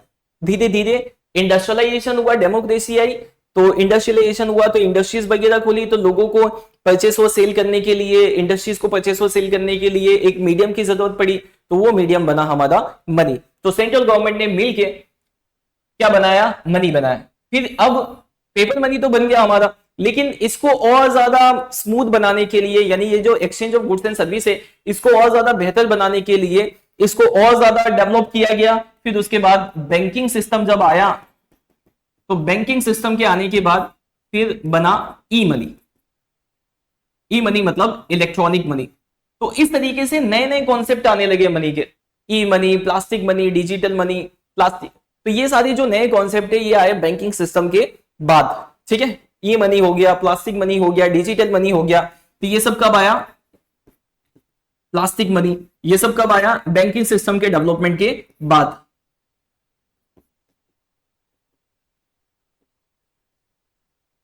आई होप आपको ये पूरा टॉपिक जो है इवोल्यूशन ऑफ मनी क्लियर हो गया होगा। ये क्लियर है तो आगे एक छोटा सा टॉपिक आता है जो बोर्ड एग्जाम में 2 मार्क्स में पूछा जाता है, टाइप्स ऑफ मनी के बारे में, कि मनी के कितने टाइप्स हैं। तो अभी तो हमने 3-4 टाइप्स देख लिए, वैसे तो शायद हमने पूरे ही देख लिए। सबसे पहले हमने क्या देखा था? मनी, ये एनिमल मनी, एनिमल्स का यूज किया जाता था। फिर उसके बाद मेटल्स मनी आया, मेटल्स का यूज किए। फिर उसके बाद पेपर मनी, जिसमें नोट होते हैं, उसका यूज किया जाता है as exchange of goods and service. Plastic money में क्रेडिट कार्ड और डेबिट कार्ड आ जाएगा, यह है प्लास्टिक मनी। मेटल्स के कॉइन्स, मेटल मनी। ठीक है, देख लेते हैं हम क्या क्या दिया है उसमें। सबसे फर्स्ट आता है कमोडिटी मनी। कमोडिटी मनी मतलब वही बाटर सिस्टम वाला, जिसके अंदर गुड्स, कमोडिटी का मतलब क्या होता है? गुड्स, जिसमें गुड्स यूज किया जाता है as a medium of exchange, यानी गुड्स ही हमारा मनी है, यानी सामान देके हम दूसरी सामान खरीदते हैं। फिर उसके बाद आया एनिमल मनी, जिसमें एनिमल्स का यूज होने लगा for the exchange of goods and service. फिर उसके बाद थर्ड आता है हमारा मेटल मनी, जिसमें मेटल्स का यूज होता है, मेटल्स के कॉइन्स का यूज होता है, मेटल और स्टोन्स का यूज होता है, मेटल के कॉइन्स का यूज होता है for the exchange of goods and service.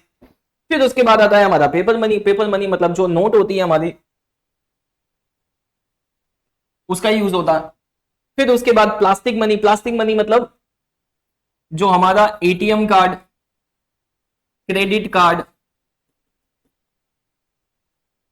Debit card, तो ये सब किसका बना होता है? प्लास्टिक का बना होता है, लेकिन इससे भी हम कोई भी गुड्स एंड सर्विस को परचेस कर सकते हैं, एक्सचेंज कर सकते हैं, तो ये प्लास्टिक मनी कहलाएगा। और आखिरी में आता है ई मनी। ई मनी का मतलब क्या होता है? ई मनी मतलब इलेक्ट्रॉनिक मनी, इलेक्ट्रॉनिक मनी, जिसके अंदर हम इलेक्ट्रॉनिक्स के जरिए से गुड्स एंड सर्विस को एक्सचेंज कर सकते हैं। जैसे अभी मोबाइल फोन है, उसमें पेटीएम है, गूगल पे है, तो उसके जरिए से हम कोई भी पेमेंट कर सकते हैं और उससे कोई भी गुड्स को खरीद सकते हैं। तो ये इलेक्ट्रॉनिक्स के जरिए से चल रहा है, इसीलिए इसे क्या बोला जाएगा, ई मनी। तो यहां पे टोटल कितने टाइप्स ऑफ मनी हो गए, ये हो गए total 6, they are total 6 types of money. कौन कौन से 6 टाइप से मनी के, commodity money, animal money, metal money, paper money, plastic money और ई मनी। ये जो 6 टाइप्स हैं ये बोर्ड एग्जाम में 2 मार्क्स में पूछे जाते हैं। आई होप आपको ये वाला टॉपिक भी समझ में आ गया। अब नेक्स्ट लेक्चर में हम देखेंगे मनी के बारे में कि मनी क्या होता है और उसके क्या क्या फंक्शन है, मनी से हम क्या कर सकते हैं। हेलो फ्रेंड्स, मेरा नाम है अफजल मंसूरी, स्वागत है आपका हमारे चैनल नोबल एकेडमी में।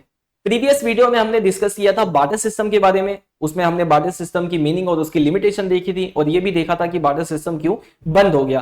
फिर बार्टर सिस्टम के बंद होने के बाद फिर उसके बाद इवोल्यूशन हुआ मनी का, तो उसके बाद वाले वीडियो में हमने देखा इवोल्यूशन ऑफ मनी कि कैसे मनी का इवोल्यूशन हुआ, कैसे मनी आई। अब इस वीडियो में हम पढ़ने वाले हैं मनी के बारे में कि मनी क्या होता है और मनी से हम क्या क्या काम कर सकते हैं, वही सारी चीजें आज हम डिस्कस करने वाले हैं। तो स्टार्ट करते हैं हम वीडियो को।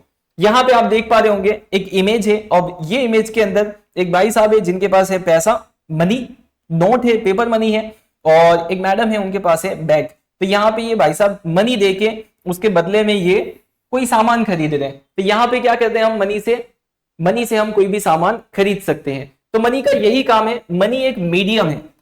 मनी क्या है, एक मीडियम है जिस मीडियम का यूज करके हम कोई भी गुड्स एंड सर्विस को एक्सचेंज कर सकते हैं, यानी कि कोई भी सामान को हम खरीद या बेच सकते हैं। तो मनी क्या है, medium of exchange. Money is the medium of exchange. Money एक ऐसा मीडियम है एक्सचेंज का जिससे हम कोई भी सामान को खरीद या बेच सकते हैं, यानी एक्सचेंज कर सकते हैं। ठीक है, तो आइए देखते हैं हम इसकी डेफिनेशन। प्रोफेसर अल्फ्रेड मार्शल ने इसकी डेफिनेशन दी थी जिसके अकॉर्डिंग मनी एक ऐसा मीडियम ऑफ एक्सचेंज है, मनी एक ऐसा मीडियम ऑफ एक्सचेंज है जिसका यूज कर सकते हैं हम विदाउट एनी डाउट और इन्वेस्टिगेशन। इसका मतलब क्या है कि जब भी हम मनी से कोई सामान खरीदने जाते हैं, कोई भी दुकान पे, कोई भी शॉप पे, जब भी हम मनी से, पैसों से कोई सामान खरीदने जाते हैं तो वो दुकानदार जो है वो कोई डाउट नहीं करता है। जैसे हम पैसे लेके जा रहे हैं, उसे कहेंगे हम कि भाई साहब ये सामान दे दो, पैसे लो, तो वो कोई डाउट नहीं करेगा क्योंकि मनी जो है वो हर एक इंसान एक्सेप्ट कर लेता है। सारे जो लोग हैं वो पैसे को एक्सेप्ट कर लेते हैं, तो कोई भी डाउट नहीं होगा उसको, ना ही वो कोई इन्वेस्टिगेशन करेगा। इन्वेस्टिगेशन मतलब जांच पड़ताल करना, ना ही वो कोई जांच पड़ताल करेगा।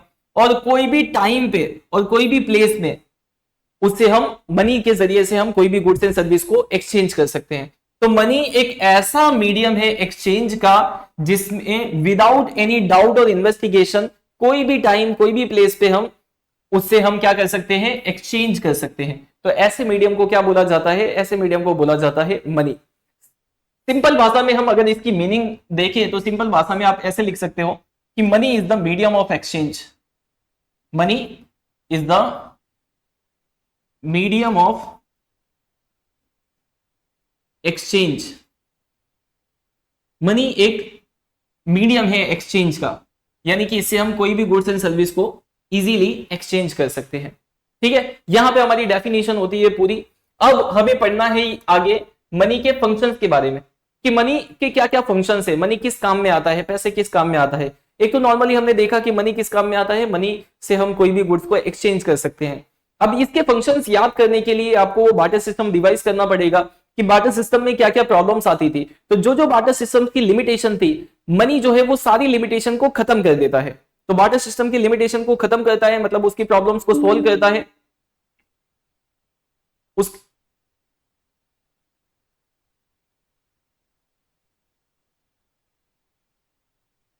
मनी जो है उसके सारे प्रॉब्लम्स को, बार्टर सिस्टम के अंदर जो भी प्रॉब्लम्स आती थी वो सारे प्रॉब्लम्स को सॉल्व करता है। तो आइए स्टार्ट करते हैं। तो इसमें सबसे पहला आता है money is the medium of exchange. Money is the as a medium of exchange. तो यहां पे सबसे पहले आपको वो बार्टर सिस्टम याद करना पड़ेगा। बार्टर सिस्टम में हमने क्या पढ़ा था, बार्टर सिस्टम के अंदर हमने बार्टर सिस्टम की लिमिटेशन देखी थी। तो बार्टर सिस्टम की क्या लिमिटेशन थी, सबसे पहली वाली problems of mutual adjustment of bonds. Bonds जो है वो आपस में म्यूचुअली एडजस्ट नहीं हो पा रही थी। जैसे कि हमने एग्जांपल देखा था कि एक भाई साहब है, इनके पास है बीट, और एक दूसरे भाई साहब है, इनके पास है राइस। अब ये जिस भाई साहब के पास बीट है, उनको बीट के बदले में क्या चाहिए, उनको चाहिए राइस। पर ये जो भाई साहब है राइस वाले, इनको राइस के बदले में बीट नहीं चाहिए, इनको किसकी जरूरत है, इनको जरूरत है क्लोथ की। ठीक है, तो यानी यहां पे दोनों की जो बॉन्ड्स है वो आपस में म्यूचुअली एडजस्ट नहीं हो पा रही है। इसी को कहा जाता है problems of mutual adjustment of bonds. ये कब होता था, बार्टर सिस्टम में। तो अब ये भाई साहब को राइस की जरूरत है, पर ये जो राइस वाले भाई साहब है, इनको बीट की जरूरत नहीं है, तो ये बीट देके राइस एक्सचेंज कर पाएंगे नहीं, तो यहां पे एक्सचेंज नहीं हो पाएगा। ठीक है, अब एक्सचेंज नहीं हो पाएगा यानी कि वो भाई साहब को राइस नहीं मिलेगा, अब यहां पे प्रॉब्लम होगी। पर मनी जो है ये प्रॉब्लम्स को सॉल्व करता है। कैसे सॉल्व करता है वो देखिए।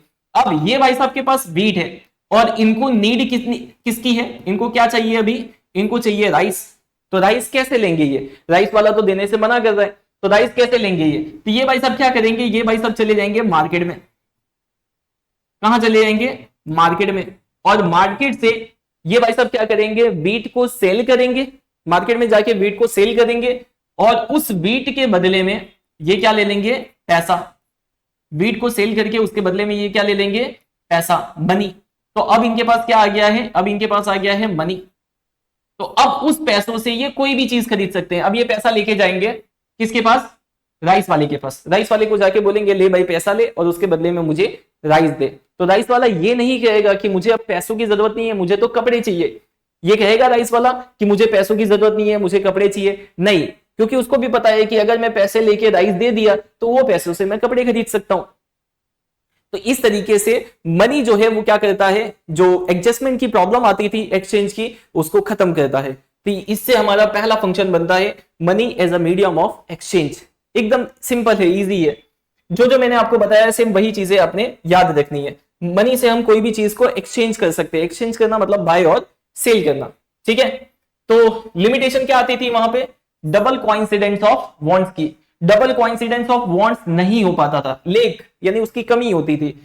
डबल कोइंसिडेंस ऑफ बॉन्ड्स किसे कहते हैं, जैसे इसके पास व्हीट है और इसके पास राइस है।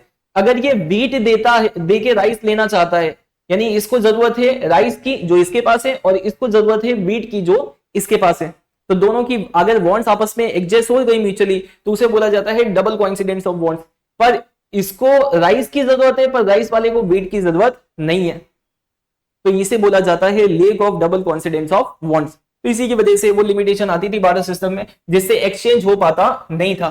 ठीक है, पर मनी क्या करता है, इसको एकदम इजी बना देता है। कैसे इजी बना देता है, तो अब ये जो भाई साहब जिनके पास बीट है, अब वो क्या करेंगे, अब वो भाई साहब क्या करेंगे जिनके पास बीट है, तो वो बीट को बेच देंगे मार्केट में और उसके बदले में क्या ले लेंगे, वो पैसा। बीट बेच दिया मार्केट में, उसके बदले में क्या ले लिया, पैसा। अब वो पैसे से वो भाई साहब जो भी उनकी नीड्स है वो सारी नीड्स खरीद पाएंगे। मनी आ गया ना उनके पास। अब इस पैसे से वो कपड़े भी खरीद सकते हैं, राइस भी खरीद सकते हैं और घी भी खरीद सकते हैं, जो खरीदना चाहे वो खरीद सकते हैं। तो इस तरीके से जो प्रॉब्लम्स आती थी एक्सचेंज में, वो प्रॉब्लम्स को मनी जो है वो खत्म कर देता है। बहुत ही इजी टॉपिक है ये।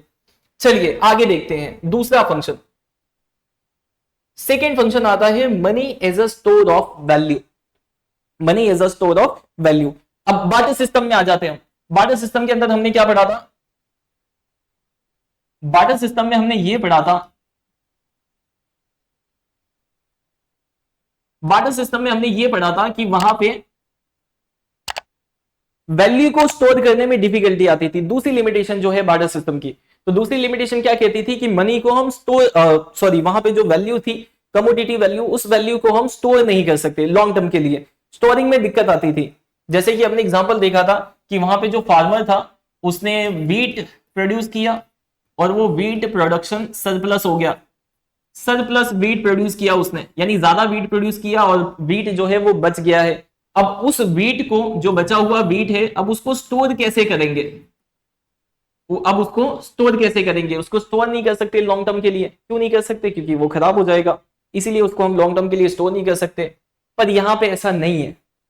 क्यों नहीं है, क्योंकि मनी जो है वो स्टोर ऑफ वैल्यू, यानी कि वो जो लिमिटेशन थी स्टोरिंग की बार्टर सिस्टम की, उसको खत्म करता है। कैसे खत्म करता है, तो लेट्स से अगर फार्मर ने ज्यादा वीट प्रोड्यूस कर लिया तो अब फार्मर क्या करेगा, वो व्हीट को मार्केट में जाके सेल कर देगा और उसके बदले में क्या ले लेगा, मनी, पैसे। अब ये पैसे को इजीली स्टोर किया जा सकता है, पैसे को तो इजीली स्टोर किया जा सकता है, पैसे को हम लॉन्ग टर्म के लिए स्टोर कर सकते हैं मनी को। पैसा खराब होगा, जैसे गेहूं खराब हो जाता था, पैसा खराब होगा, पैसा कभी खराब ही नहीं होगा, उसको हम स्टोर कर सकते हैं। कहाँ स्टोर कर सकते हैं, बैंक में ले जाके जमा कर दो वो पैसा, या तो आपके घर की तिजोरी में जमा कर दो, कहीं पे भी हम जमा कर सकते हैं उसको, पैसा कभी खराब होने वाला नहीं है। तो इसको हम लॉन्ग टर्म के लिए इजीली स्टोर कर सकते हैं। तो जो मनी है वो उसको हम स्टोर भी कर सकते हैं। अच्छा, स्टोर क्यों करना है, क्यों पैसे जमा करके रखने हैं? अगर फ्यूचर में स्टोर क्यों करना है, क्योंकि अगर फ्यूचर में हमें किसी चीज की जरूरत पड़ गई, फ्यूचर में किसी चीज की अगर हमें नीड्स हुई तो उसको हम खरीद सकते हैं। फ्यूचर में अगर हमें कुछ खरीदना हो तो अगर हमारे पास पैसे हो तो उसे हम खरीद सकते हैं पैसों से। तो इसीलिए मनी को स्टोर किया जाता है फ्यूचर की नीड्स को पूरा करने के लिए। तो यही यहाँ पे बताया है, इसमें पैसे को हम स्टोर कर सकते हैं। ठीक है। अच्छा, यहां पे बताया गया है कि बार्टर सिस्टम की लिमिटेशन, वहां पे हम व्हीट को भी स्टोर नहीं कर पा रहे थे क्योंकि वो पेरिसेबल है, और एनिमल्स को भी हम स्टोर नहीं कर पा रहे थे क्योंकि वो मोर्टल्स होते हैं। हमने पढ़ा था ना, एनिमल्स को हम स्टोर नहीं कर सकते क्योंकि वो बीमार होंगे और फिर वो मर जाएंगे। तो एनिमल्स को भी स्टोर नहीं कर सकते लॉन्ग टर्म के लिए, लंबे समय तक के लिए उसको स्टोर नहीं कर सकते। तो फिर करे तो करे क्या, ठीक है। पर यहाँ पे मनी जो है, मनी को हम इजीली स्टोर कर सकते हैं। अगर हमारे पास पैसा हो तो उसको हम इजीली स्टोर कर सकते हैं, स्टोरेज जो है आसानी से कर सकते हैं हम लॉन्ग टर्म के लिए। ठीक है। अच्छा, स्टोर करके करेंगे क्या, उसको स्टोर करके हम क्या करेंगे, स्टोर करके जो भी फ्यूचर में हमारी नीड्स होगी उस नीड्स को हम बाय करेंगे, जो भी गुड्स एंड सर्विस होगा उसको हम बाय करेंगे। कब, जब हमने पैसे को सेव किया हो, स्टोर किया हो, तभी हम बाय कर सकते हैं। तो money as a function of store of value, money को स्टोर किया जा सकता है। ये दूसरा फंक्शन है। थर्ड वाला आता है, थर्ड एंड लास्ट है ये, जिसमें money as a measure of value, money से हम वैल्यू को मेजर भी कर सकते हैं। जैसे कि हमने लिमिटेशन पढ़ी थी बार्टर सिस्टम की, इसमें आपको वही बार्टर सिस्टम की लिमिटेशन याद रखनी है। बार्टर सिस्टम की जो 3 लिमिटेशन थी, वो तीनों लिमिटेशन मनी जो है वो खत्म करता है, रिमूव करता है। तो वही बन जाती है उसमें उसका फंक्शन। तो बार्टर सिस्टम की क्या लिमिटेशन आती थी, बार्टर सिस्टम में हम वैल्यू को मेजर नहीं कर पाते थे, वैल्यू मेजर करने में दिक्कत आती थी। बार्टर सिस्टम में क्या लिमिटेशन आती थी, वैल्यू को मेजर करने में प्रॉब्लम आती थी। वैल्यू मेजर करने में कैसे प्रॉब्लम आती थी, जैसे कि कितना केजी घी के बराबर कितना किलो राइस, जैसे 1 किलो घी है तो 1 किलो घी के बराबर में कितना किलो राइस। तो ये वैल्यू मेजर करने में प्रॉब्लम आती थी, लेकिन मनी क्या करता है, उसको प्रॉब्लम को खत्म करता है। कैसे खत्म करता है वो देख लेते हैं हम। तो बार्टर सिस्टम में क्या होता था, बार्टर्स में जो हम एक्सचेंज करते थे तो उसमें बहुत सारी डिफिकल्टी होती थी रिमेंबर करने में, याद रखने में। क्या याद रखने में, एक्सचेंज रेट। एक्सचेंज रेट किसे कहते हैं, जैसे कि अगर मान लो कि हमने 1 किलो घी के बदले में 5 किलो, 1 किलो घी के बदले में अगर हमने 5 किलो राइस दिया, तो 1 किलो घी का एक्सचेंज रेट राइस में क्या हो गया, 5 kg राइस। ठीक है, तो उसको एक्सचेंज रेट कहते हैं। अब इतना सारा एक्सचेंज रेट, ये तो एक है, 1 किलो घी के बदले में 5 किलो राइस, लेकिन 1 किलो घी के बदले में कितना मीटर कपड़ा, या कितना मीटर कपड़े के बदले में कितना पेयर ऑफ शूज, या कितने पेयर ऑफ शूज के बदले में कितना जोड़ी चप्पल, या कितने जोड़ी चप्पल के बदले में कितना किलो तेल। ये सब एक्सचेंज रेट याद करने में बहुत डिफिकल्टी होती थी। तो इसीलिए ये लिमिटेशन थी बार्टर सिस्टम की, जिसकी वजह से बार्टर सिस्टम बंद हो गया। क्या क्या लिमिटेशन आती थी, जैसे 20 किलो व्हीट जो है वो इक्वल है, किसके इक्वल है, कितना किलो राइस के बदले में है, यानी 20 किलो व्हीट से कितना किलो राइस मिलेगा, या 20 किलो व्हीट से कितना मीटर हमें कपड़ा मिलेगा, या 20 किलो व्हीट का एक्सचेंज वैल्यू कितना किलो घी होगा। तो ये सब याद करने में बहुत डिफिकल्टी होती थी। तो इसी डिफिकल्टी को खत्म करता है कौन, मनी। अब मनी कैसे ये डिफिकल्टी को खत्म करता है, तो मनी में एक चीज आती है जिसे हम प्राइस सिस्टम कहते हैं। क्या कहते हैं, प्राइस सिस्टम, जिसमें हर एक चीज की प्राइस डिफाइन की जाती है। जैसे कि घी है तो 1 किलो घी कितने रुपए का होगा, उसकी प्राइस डिसाइड है। 1 किलो घी जो है वो कितने रुपए का होगा, उसकी प्राइस रुपीज में डिसाइड है। ऐसे ही 1 किलो राइस है, उसकी भी प्राइस डिसाइड है। 1 किलो व्हीट है, कितने का होगा, उसकी भी प्राइस हमने डिसाइड। तो हर एक चीज की हमने क्या बना दी है, प्राइस। हर एक चीज की हमने क्या नक्की कर दी है, प्राइस। बस इसी सिस्टम को बोला जाता है प्राइस सिस्टम, जिसमें हर एक गुड्स और सर्विस की हमने प्राइस मेजर कर दी है, तो इससे वैल्यू मेजर करना हर एक चीज की एकदम इजी हो जाती है। तो इस तरीके से मनी जो है वो मेजर ऑफ वैल्यू का काम करता है। तो जो 3 लिमिटेशन थी बार्टर सिस्टम की, उसी को सॉल्व कर रहा है और वही बनती है हमारी फंक्शन ऑफ मनी। 3 लिमिटेशन कौन सी? सबसे पहला म्यूचुअल एडजस्टमेंट ऑफ बॉन्ड्स, वो म्यूचुअली एडजस्ट नहीं हो पाता था बॉन्ड्स, तो उसको खत्म करता है money as a exchange of value. दूसरा प्रॉब्लम ऑफ स्टोरिंग वैल्यू, यानी स्टोर करने में प्रॉब्लम आती थी बार्टर सिस्टम के अंदर, वैल्यूज को, एनिमल्स को स्टोर करना या अदर जो चीजें हैं उसको स्टोर करना, तो मनी जो है वो उसको खत्म करता है, मनी को हम इजीली स्टोर कर सकते हैं। तीसरी प्रॉब्लम कहां आती थी? तीसरी प्रॉब्लम आती थी मेजरमेंट ऑफ वैल्यू, उसमें हम वैल्यू मेजर नहीं कर पाते थे, एक्सचेंज रेट, यानी कितना किलो घी बराबर कितना किलो राइस, कितना किलो वीट, पर मनी जो है, मनी इजीली हमें एक्सचेंज रेट बताता है। मनी में प्राइस सिस्टम है और वो प्राइस सिस्टम के जरिए से हम इजीली किसी भी चीज का एक्सचेंज रेट बता सकते हैं। ठीक है, तो यहां पे हमारा ये जो फंक्शन ऑफ मनी है वो टॉपिक होता है कंप्लीट। अब नेक्स्ट वीडियो में हम देखेंगे हमारा लास्ट टॉपिक जो कि है इन्फ्लेशन। ठीक है, हेलो फ्रेंड्स, मेरा नाम है मंसूरी अफजल, स्वागत है आपका हमारे इस यूट्यूब चैनल नोबल एकेडमी में। प्रीवियस वीडियो में हमने डिस्कस किया था बार्टर सिस्टम के बारे में, फिर उसके बाद हमने इवोल्यूशन ऑफ मनी देखा एंड देन आफ्टर हमने मनी और उसके फंक्शंस के बारे में पढ़ा था। आज की इस वीडियो में हम सबसे इंपॉर्टेंट टॉपिक पढ़ने वाले हैं चैप्टर का, दैट इज इन्फ्लेशन। तो इन्फ्लेशन क्या होता है और इन्फ्लेशन का क्या रीजन है, वो सारी चीजें आज हम इस वीडियो में डिस्कस करने वाले हैं। तो चलिए स्टार्ट करते हैं। इन्फ्लेशन का अगर सिंपल मतलब देखा जाए तो इन्फ्लेशन का सिंपल मीनिंग होता है price rise. Price rise, inflation को हम सिंपल भाषा में प्राइस राइज कह सकते हैं, यानी कि जब चीजों के भाव बढ़ते हैं तो उसे इन्फ्लेशन कहा जाता है। अब ये चीजों के भाव बढ़ते क्यों हैं, एक एग्जांपल से समझते हैं। यहां पे एक मार्केट है, दिस इज मार्केट। किस चीज का मार्केट है? ये वेजिटेबल का मार्केट है, जहां पे टमाटर बेचे जाते हैं। यहां पे बहुत सारे सेलर्स हैं जो क्या कर रहे हैं? टोमेटो बेच रहे हैं, तो हम उन्हें टोमेटो सेलर बोल सकते हैं।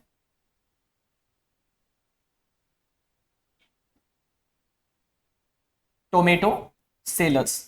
अब ये जो टोमेटो सेलर्स हैं, अब ये बहुत सारे हैं, आपको दिख रहा है यहां पे बहुत सारे टोमेटो सेलर्स हैं, तो हम ये कह सकते हैं कि यहां पे टोमेटो की जो सप्लाई है वो बहुत ज्यादा है। टोमेटो सेलर्स बहुत ज्यादा हैं, इसका मतलब टोमेटो सेलर्स बहुत ज्यादा हैं, इसका मतलब यहां पे टोमेटो बहुत ज्यादा है। टोमेटो बहुत ज्यादा है, टमाटर बहुत ज्यादा है, इसका मतलब टमाटर की सप्लाई बहुत ज्यादा है, सप्लाई ज्यादा है। ठीक है, सप्लाई ज्यादा है। अब वहां पे एक मैडम आती है टमाटर खरीदने के लिए, तो ये कस्टमर है, ये डिमांड कर रही है, खरीद रही है, इसका मतलब ये डिमांड कर रही है। तो अब ये एक ही मैडम है, वो आती है वहां पे खरीदने के लिए कि पूछती है टमाटर क्या भाव, तो उसमें एक सेलर कहता है कि टमाटर जो है वो 40 रुपए किलो है, 40 रुपीज पर केजी। वो कहती है नहीं ये तो बहुत महंगा है, तो फिर वो दूसरे सेलर के पास चली जाती है। तो इस तरीके से यहाँ पे सेलर बहुत ज्यादा है, सप्लाई बहुत ज्यादा है, तो वो क्या सोचता है कि अगर ये कस्टमर चली गई मेरी दुकान से तो दूसरे जो सेलर्स होंगे वो उसको सस्ते भाव में दे देंगे, तो इसीलिए ये क्या करता है, कम कर देता है प्राइस। ये कहता है कि चलो ठीक है आप 30 रुपए में ले लो, 30 rupees per KG, 30 rupees per KG में ये दे देता है। ठीक है, अब यहां पे उसने प्राइस कम क्यों की? क्योंकि यहां पे एक तो सेलर बहुत सारे हैं और कस्टमर जो है वो बहुत कम है, सप्लाई बहुत ज्यादा है और कस्टमर क्या करते हैं, कस्टमर डिमांड करते हैं।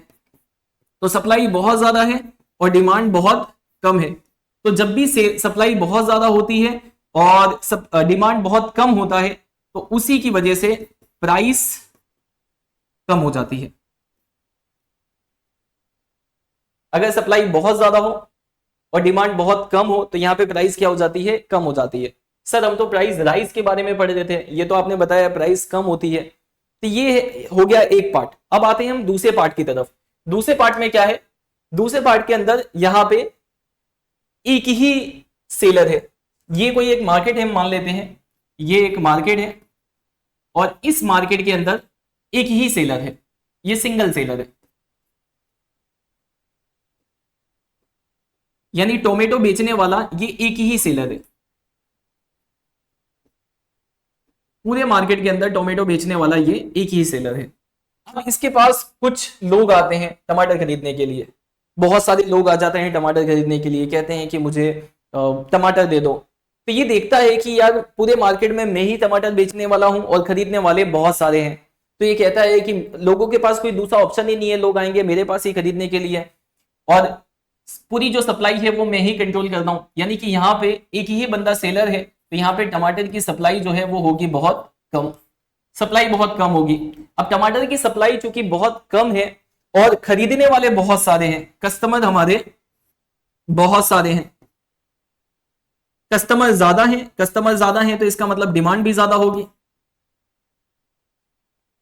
कस्टमर ज्यादा इसका मतलब डिमांड भी ज्यादा होगी। तो डिमांड बहुत ज्यादा है और सप्लाई बहुत कम है, तो वो क्या सोचेगा कि यार मैं भाव बढ़ा के बेचता हूं, ज्यादा भाव में बेचता हूं, क्योंकि उनके पास कोई दूसरा ऑप्शन तो है ही नहीं, मेरे पास ही सप्लाई है, मेरे पास ही टमाटर है पूरे मार्केट में, वो मेरे पास ही खरीदने आएंगे। तो इस तरीके से वो क्या करेगा, प्राइस बढ़ा देगा, भाव बढ़ा देगा। इसी प्राइस राइज को हम कहते हैं इन्फ्लेशन।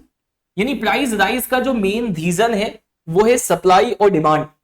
ये सप्लाई और डिमांड की वजह से चीजों के भाव कम भी होते हैं और चीजों के भाव बढ़ते भी हैं।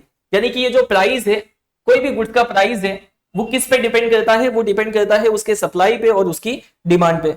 जब भी यहां से हमने क्या सीखा, यहां से हमने सीखा कि जब भी गुड्स की प्राइस ज्यादा होती है, कोई भी गुड्स है, जब भी कोई गुड्स की सप्लाई ज्यादा होती है और उसकी डिमांड कम हो, सप्लाई ज्यादा हो और उसकी डिमांड कम हो, तो उसका प्राइस जो है वो गिर जाता है, उसके भाव कम हो जाते हैं। सप्लाई मतलब सेलर बहुत ज्यादा हो, बेचने वाले बहुत ज्यादा हो और खरीदने वाले बहुत कम हो, तो क्या करेगा, फिर भाव कम करके बेचेगा, क्योंकि कोई डिमांड कर ही नहीं रहा है, डिमांड बहुत कम है।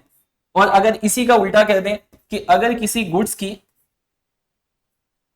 सप्लाई बहुत कम हो और डिमांड बहुत ज्यादा हो, यानी खरीदने वाले लोग ज्यादा हैं लेकिन सप्लाई मतलब माल हमारे पास, प्रोडक्ट हमारे पास कम है, तो फिर वो क्या करेगा, खरीदने वाले बहुत ज्यादा हैं, माल कम है, तो क्या करेगा, वो सोचेगा कि मैं भाव बढ़ा के बेचता हूं, कोई ना कोई तो खरीद ही लेगा। तो यहां पे वो क्या करेगा, प्राइस को इंक्रीज कर देगा। ये जो प्राइस इंक्रीज हो रहा है वो किसकी वजह से हो रहा है, सप्लाई के कम होने की वजह से और डिमांड के ज्यादा होने की वजह से।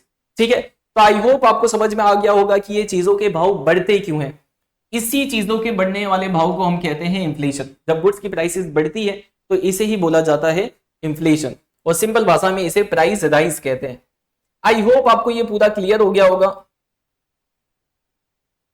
चलिए मीनिंग देख लेते हैं हम इसका, प्राइस राइज किसे कहेंगे। तो सिंपल मीनिंग क्या है इसका, प्राइस राइज का सिंपल मीनिंग है प्राइस लेवल का इंक्रीज होना या राइज होना, यानी कोई भी गुड्स के प्राइस का इंक्रीज होना, राइज होना, उसी को बोला जाता है प्राइस राइज। तो ये सिंपल मीनिंग है। अब दूसरी डेफिनेशन देखते हैं हम, एपी लर्नर की डेफिनेशन है, जिसके अंदर वो कहते हैं कि अगर किसी गुड्स की सप्लाई, उसकी डिमांड जो है, कोई भी गुड्स की डिमांड उसकी सप्लाई से ज्यादा हो जाए, अभी हमने पढ़ा कि अगर डिमांड ज्यादा हो जाए सप्लाई से, तो फिर ऐसी सिचुएशन में उसके भाव बढ़ जाते हैं। वही यहां पे कहा है, a situation of excess demand, excess मतलब ज्यादा होना, डिमांड का ज्यादा होना, ओवर सप्लाई मतलब सप्लाई से डिमांड का ज्यादा होना। तो जब भी डिमांड से सप्लाई ज्यादा हो जाती है, डिमांड बहुत ज्यादा बढ़ जाती है, तो उसी की वजह से चीजों के भाव बढ़ते हैं और उसी को हम इन्फ्लेशन कहते हैं। आई होप आपको मीनिंग समझ में आ गया होगा। अगर मीनिंग समझ में आ गया है तो फिर हम आगे बढ़ जाते हैं।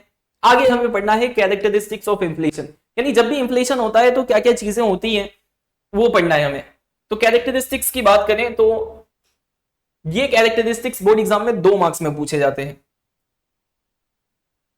4 पॉइंट है, इसके बाद 3 पॉइंट और पढ़ेंगे हम। तो क्या क्या होता है इन्फ्लेशन के टाइम पे, अभी हमने देखा कि जो प्राइस लेवल है, कोई भी गुड्स का प्राइस लेवल है इन्फ्लेशन के टाइम पे वो धीरे धीरे बढ़ता चला जाता है, यानी कि प्राइस लेवल राइज होता है। दूसरा क्या कहा है कि प्राइस राइज जो होता है वो सारे सेक्टर्स में होता है, यानी कि ऐसा नहीं है कि सिर्फ साग भाजी जो है, वेजिटेबल जो है, उसके प्राइस बढ़ रहे हैं तो इसका मतलब इन्फ्लेशन है। इन्फ्लेशन किसी एक सेक्टर में प्राइस को नहीं बढ़ाता है। जब सारे सेक्टर में, सेक्टर कितने होते हैं, 3, तीन कौन कौन से सेक्टर हैं? एक एग्रीकल्चर सेक्टर है, एक इंडस्ट्रियल सेक्टर है और एक सर्विस सेक्टर है। तो जब तीनों सेक्टर के अंदर प्राइस बढ़ेगा गुड्स का, तीनों सेक्टर के अंदर जब प्राइस बढ़ेगा तभी हम उसे इन्फ्लेशन कहेंगे। मतलब सिर्फ एग्रीकल्चर सेक्टर में वेजिटेबल के प्राइस बढ़ने को, वेजिटेबल के प्राइस बढ़ने को हम इन्फ्लेशन नहीं कहेंगे। इन्फ्लेशन कब होता है? इन्फ्लेशन जब होता है तब सारे सेक्टर के अंदर जितने भी गुड्स हैं सबके भाव बढ़ते हैं, तो वो इन्फ्लेशन है। ठीक है, उसके बाद क्या दिया है? इन्फ्लेशन के टाइम पे परचेसिंग पावर जो है वो डिक्रीज हो जाती है। अब ये परचेसिंग पावर क्या होती है? परचेसिंग पावर मतलब परचेस करने की पावर। एक एग्जांपल से समझते हैं, जैसे कि मान लें आप है ये, ठीक है, अब आपके पास है 100 रुपया। कितना रुपया है? 100 रुपया। अब आप कोई सामान खरीदने जाते हैं, लेट से आप कोई पेन खरीदने जाते हैं। अब पेन है 10 रुपए की, पेन कितनी रुपए की है? 10 रुपए की। आपके पास है कितना? 100 रुपया। तो आप 100 रुपए की कितनी पेन खरीद सकते हैं? 100 रुपए की आप कितनी पेन खरीद सकते हैं? तो आप कहेंगे 10 पेन खरीद सकते हैं।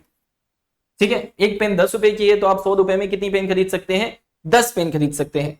अब यही पेन का प्राइस अगर बढ़ जाए, इसका पेन का प्राइस अगर बढ़ जाए, अगर यही पेन 10 रुपए से बढ़ के इसकी प्राइस हो जाए 50 रुपए या 20 रुपए, चलो मान लेते हैं 20 रुपए इसकी प्राइस हो गई है, 20 रुपीज। तो अब आप 100 रुपए में कितनी पेन खरीद पाएंगे? एक पेन 20 रुपए की है तो अब आप सिर्फ खरीद पाएंगे 5। पहले 10 रुपए प्राइस थी तो आप कितनी खरीद पा रहे थे? 10। अब 20 रुपए इसकी प्राइस हो गई है तो आप सिर्फ कितना खरीद पाएंगे? 5। यानी कि आप पहले 10 परचेस करते थे, अब 5, यानी कि आपकी परचेस करने की पावर कम हो गई। इसी को बोला जाता है परचेसिंग पावर। और ये परचेसिंग पावर कम क्यों हुई है? क्योंकि पेन का प्राइस बढ़ गया है। पेन का प्राइस बढ़ गया है, प्राइस बढ़ने को हम क्या कहते हैं? इन्फ्लेशन।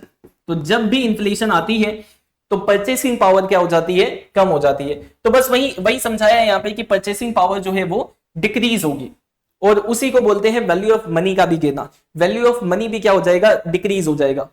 ठीक है, और उसके बाद आखिरी में दिया है the rise in price level. Price level जो राइज होता है after full employment is inflation.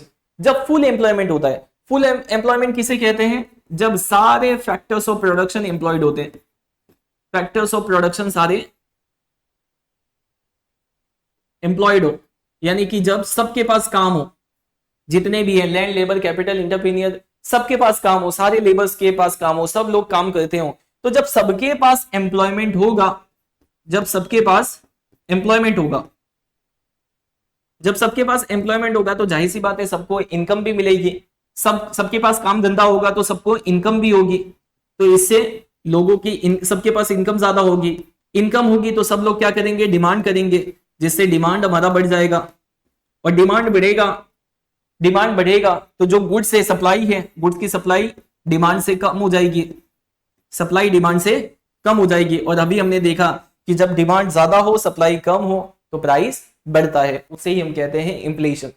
ठीक है, फुल एम्प्लॉयमेंट मतलब जब सबके पास एम्प्लॉयमेंट हो, यानी कि जितने भी लेबर्स हैं सबके पास एम्प्लॉयमेंट हो, सब नौकरी धंधे वाले हो। तो जब सबके पास नौकरी होगी, सबके पास एम्प्लॉयमेंट होगा तो सब पैसे कमाएंगे, सबकी इनकम होगी। जब सबकी इनकम होगी तो सब लोग डिमांड करेंगे, सब चीजें खरीदेंगे। तो इससे क्या होगा? सब लोग डिमांड करेंगे तो डिमांड बहुत ज्यादा हो जाएगा, और डिमांड ज्यादा हो जाएगा और सप्लाई कम रह जाएगी। तो सप्लाई कम हो जाएगी, डिमांड ज्यादा हो जाएगा। अभी हमने देखा कि डिमांड ज्यादा होता है, सप्लाई कम होता है, तो इससे प्राइस बढ़ जाता है, और इसे ही हम इन्फ्लेशन कहते हैं। आई होप आपको ये चारों कैरेक्टरिस्टिक समझ में आ गए होंगे। आगे देखते हैं हम, 3 और इसके अंदर हमें पढ़ना है, दैट इज ये एक पढ़ना है हम सप्रेस्ड इन्फ्लेशन के बारे में। सप्रेस्ड इन्फ्लेशन क्या होता है? तो अब इन्फ्लेशन में अभी हमने देखा, इन्फ्लेशन में चीजों के भाव बढ़ते हैं। इन्फ्लेशन के टाइम पे चीजों के जो भाव होते हैं, प्राइस होता है, वो बढ़ता है। अब चीजों के भाव बढ़ जाएंगे तो जो बेचारे गरीब लोग हैं तो वो चीजें नहीं खरीद पाएंगे। तो इसका इफेक्ट डायरेक्ट किसके ऊपर पड़ेगा? पुअर पीपल के ऊपर। अगर एसेंशियल गुड्स के भाव बढ़ जाएंगे, यानी कि जो एसेंशियल गुड्स है, जैसे वेजिटेबल है, फूड ग्रेन्स है, सिलेंडर है गैस का, ये सब चीजों के भाव बढ़ जाएंगे तो बेचारे गरीब लोग जो हैं वो वो सारी चीजें खरीद नहीं पाएंगे, जिससे पॉवर्टी और बढ़ेगी। तो गवर्नमेंट क्या करती है कि जब भी भाव बढ़ जाता है, प्राइस ज्यादा हो जाता है, तो पुअर्स पीपल को ज्यादा इसका इफेक्ट ना हो, इसीलिए जो एसेंशियल गुड्स है, कैसे गुड्स, एसेंशियल गुड्स, एसेंशियल मतलब जो हमारे लिए बहुत ज्यादा जरूरी है, तो एसेंशियल गुड्स का गवर्नमेंट क्या करती है, उसके ऊपर सब्सिडी प्रोवाइड करती है। क्या प्रोवाइड करती है, सब्सिडी। सब्सिडी प्रोवाइड करके गवर्नमेंट उसके प्राइस को कम करती है। अब सब्सिडी क्या होता है, जैसे फॉर एग्जांपल लेते हैं हम कि कोई गैस का बाटला है। अब ये गैस का बाटला जो है ये आ रहा है 1000 रुपए का। कितने रुपए का है ये, 1000 रुपए का। अब गवर्नमेंट क्या करती है, गवर्नमेंट को पता है इसके भाव बहुत ज्यादा हैं, गरीब लोग अफोर्ड नहीं कर पाएंगे, तो गवर्नमेंट इसके ऊपर 300 की सब्सिडी दे देती है। गवर्नमेंट क्या दे देती है, 300 की सब्सिडी दे देती है। अब सब्सिडी देने का मतलब हमें ये 300 रुपए नहीं देने, 1000 रुपए का है तो 1000 में से 300 नहीं देने, हमें सिर्फ कितने देने हैं, 700। यानी जो पुअर पीपल हैं उन्हें सिर्फ कितने देने हैं, 700 रुपए। प्राइस कितनी है उसकी, 1000 रुपए, पर 300 रुपए गवर्नमेंट ने सब्सिडी दी। अब सब्सिडी देने का मतलब ये है कि ये जो 300 रुपए हैं ये गवर्नमेंट पे करेगी। ये 300 रुपए कौन पे करेगा, गवर्नमेंट पे करेगी। यानी कि उसकी प्राइस तो 1000 रुपए है, लेकिन हमें सिर्फ देना है 700, 300 गवर्नमेंट ने सब्सिडी दी है, इसका मतलब ये 300 रुपए कौन पे करेगा, गवर्नमेंट पे करेगी। तो इस तरीके से उसने प्राइस को कम किया, हमारे लिए प्राइस को कम किया। तो ये जो प्राइस को कम किया है, यानी इन्फ्लेशन जो है उसको कम किया है, इन्फ्लेशन को दबाया है, इसीलिए इसको बोला जाता है सप्रेस्ड इन्फ्लेशन। सप्रेस्ड मतलब दबाया हुआ इन्फ्लेशन, यानी इन्फ्लेशन मतलब जो प्राइस बढ़ गया था उसको कम किया है गवर्नमेंट ने। कैसे कम किया है, गवर्नमेंट ने सब्सिडी लगा के कम किया है, और भी तरीके हैं जैसे लॉ या रूल्स वगैरह, उससे भी गवर्नमेंट प्राइस को कम करती है। इसे ही बोला जाता है सप्रेस्ड इन्फ्लेशन। ठीक है, ये सप्रेस्ड इन्फ्लेशन हो गया। अच्छा, अगर शॉर्ट टर्म के लिए कोई गुड्स का प्राइस बढ़ता है तो उसे इन्फ्लेशन नहीं कहेंगे। अब सेकेंड क्या दिया है, अगर शॉर्टर पीरियड के लिए यानी कुछ समय के लिए कोई गुड्स है, कोई सामान है, अगर उसके प्राइसेस बढ़ जाते हैं तो उसे हम इन्फ्लेशन नहीं कहेंगे। यानी इसका मतलब ये है, इन्फ्लेशन जो है वो लॉन्ग पीरियड के लिए होता है, यानी कि अभी थोड़ी देर के लिए प्राइस बढ़ गया तो उसे हम इन्फ्लेशन नहीं कहेंगे। और आखिरी में अभी जो मैंने आपको समझाया था कि जब सारे फैक्टर्स ऑफ प्रोडक्शन के पास एम्प्लॉयमेंट होती है तो उससे क्या होता है, सबके पास एम्प्लॉयमेंट होगी तो सबके पास इनकम होगी, सबके पास इनकम होगी तो सब डिमांड करेंगे, सब डिमांड करेंगे तो डिमांड बहुत ज्यादा हो जाएगा, डिमांड ज्यादा हो जाएगा तो सप्लाई कम हो जाएगी, डिमांड ज्यादा सप्लाई कम, इसका मतलब प्राइस बढ़ जाएगा। ठीक है, अभी हमने देखा था। चलिए आगे बढ़ते हैं। अब हमारा जो लास्ट टॉपिक है that is causes of inflation, यानी कि इन्फ्लेशन का क्या कारण है, क्या रीजन है, क्यों चीजों के भाव बढ़ते हैं। एक रीजन तो मैंने अभी आपको बताया कि डिमांड ज्यादा हो जाएगा, सप्लाई कम हो जाएगी तो प्राइस बढ़ जाएगा। पर ये डिमांड ज्यादा क्यों होता है, सप्लाई कम क्यों होती है, वो सारी चीजें हमें पढ़नी है। तो इन्फ्लेशन के यहां पे 3 कॉजेस है। इन्फ्लेशन जो है उसके कॉजेस मतलब रीजन, इन्फ्लेशन क्यों आता है उसके यहां पे 3 रीजन पढ़ने हमें। वो 3 रीजन कौन से हैं, सबसे पहला है इंक्रीज इन डिमांड, डिमांड का बढ़ना। दूसरा है increase in production cost, production cost का बढ़ना। और तीसरा आता है अदर रीजन। अब ये तीनों रीजन है क्या वो समझ लो। सबसे पहला दिया है यहाँ पे इंक्रीज इन डिमांड, जब डिमांड बढ़ेगा, डिमांड बढ़ने से इन्फ्लेशन कैसे आएगा, यानी चीजों के भाव कैसे बढ़ेंगे। अभी हमने देखा था कि जब डिमांड ज्यादा हो जाएगा, जब डिमांड ज्यादा हो जाएगा, बढ़ जाएगा, तो डिमांड ज्यादा होने से सप्लाई क्या हो जाएगी, कम हो जाएगी। डिमांड बढ़ने से सप्लाई क्या हो जाएगी, कम हो जाएगी। डिमांड ज्यादा सप्लाई कम, इसका मतलब प्राइस बढ़ जाएगा। और इसे ही हम कहते हैं इन्फ्लेशन, प्राइस बढ़ने को हम कहते हैं इन्फ्लेशन। ठीक है, डिमांड ज्यादा हो जाएगा तो सप्लाई कम हो जाएगी, और डिमांड ज्यादा सप्लाई कम तो प्राइस बढ़ जाएगा। वो टमाटर वाला एग्जांपल हमने देखा था जिसमें एक ही सेलर था और खरीदने वाले बहुत सारे थे। तो एक ही सेलर था मतलब उसकी सप्लाई कम थी और डिमांड बहुत ज्यादा था, तो उसने क्या किया, फिर भाव बढ़ा दिया। ठीक है, इसी को कहते हैं हम इन्फ्लेशन, डिमांड। अब ये जो डिमांड की वजह से इन्फ्लेशन आ रहा है इसे बोला जाता है डिमांड पुल इन्फ्लेशन। क्या कहा जाता है इसे, डिमांड पुल इन्फ्लेशन।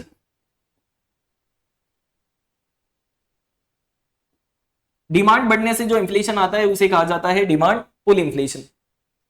दूसरा आता है increase in cost of production. अच्छा, इसमें भी ये जो डिमांड बढ़ा है, ये डिमांड क्यों बढ़ा है, डिमांड क्यों इंक्रीज हुआ है, तो उसके यहाँ पे 3 रीजन पढ़ने हमें। कितने रीजन पढ़ने हैं? 3 रीजन। अब वो 3 रीजन कौन से हैं वो अभी हम आगे देखेंगे।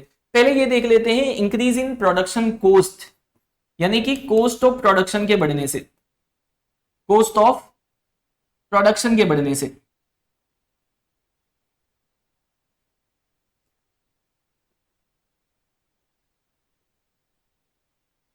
कॉस्ट ऑफ प्रोडक्शन के बढ़ने से, कॉस्ट ऑफ प्रोडक्शन क्या होता है? कॉस्ट ऑफ प्रोडक्शन मतलब कोई भी गुड्स प्रोड्यूस करने का कॉस्ट, कोई भी गुड्स प्रोड्यूस करने का खर्चा। अब कोई किसी भी गुड्स को प्रोड्यूस करना है तो क्या क्या खर्चा आएगा? तो कारखाने का रेंट देना पड़ेगा, रेंट का खर्चा है। फिर जो लेबर्स होंगे उनको वेजेस देना पड़ेगा, सैलरी वगैरह देनी पड़ेगी तो उसका खर्चा है। रॉ मटेरियल लाएंगे तो उसका खर्चा, रॉ मटेरियल का खर्चा। ट्रांसपोर्टेशन, माल सामान लाने ले जाने का खर्चा, ठीक है। और भी बहुत सारे, इलेक्ट्रिसिटी का खर्चा है। तो ये सारे प्रोडक्शन करने में कॉस्ट आते हैं, यानी ये सारा खर्चा आता है प्रोडक्शन करने में।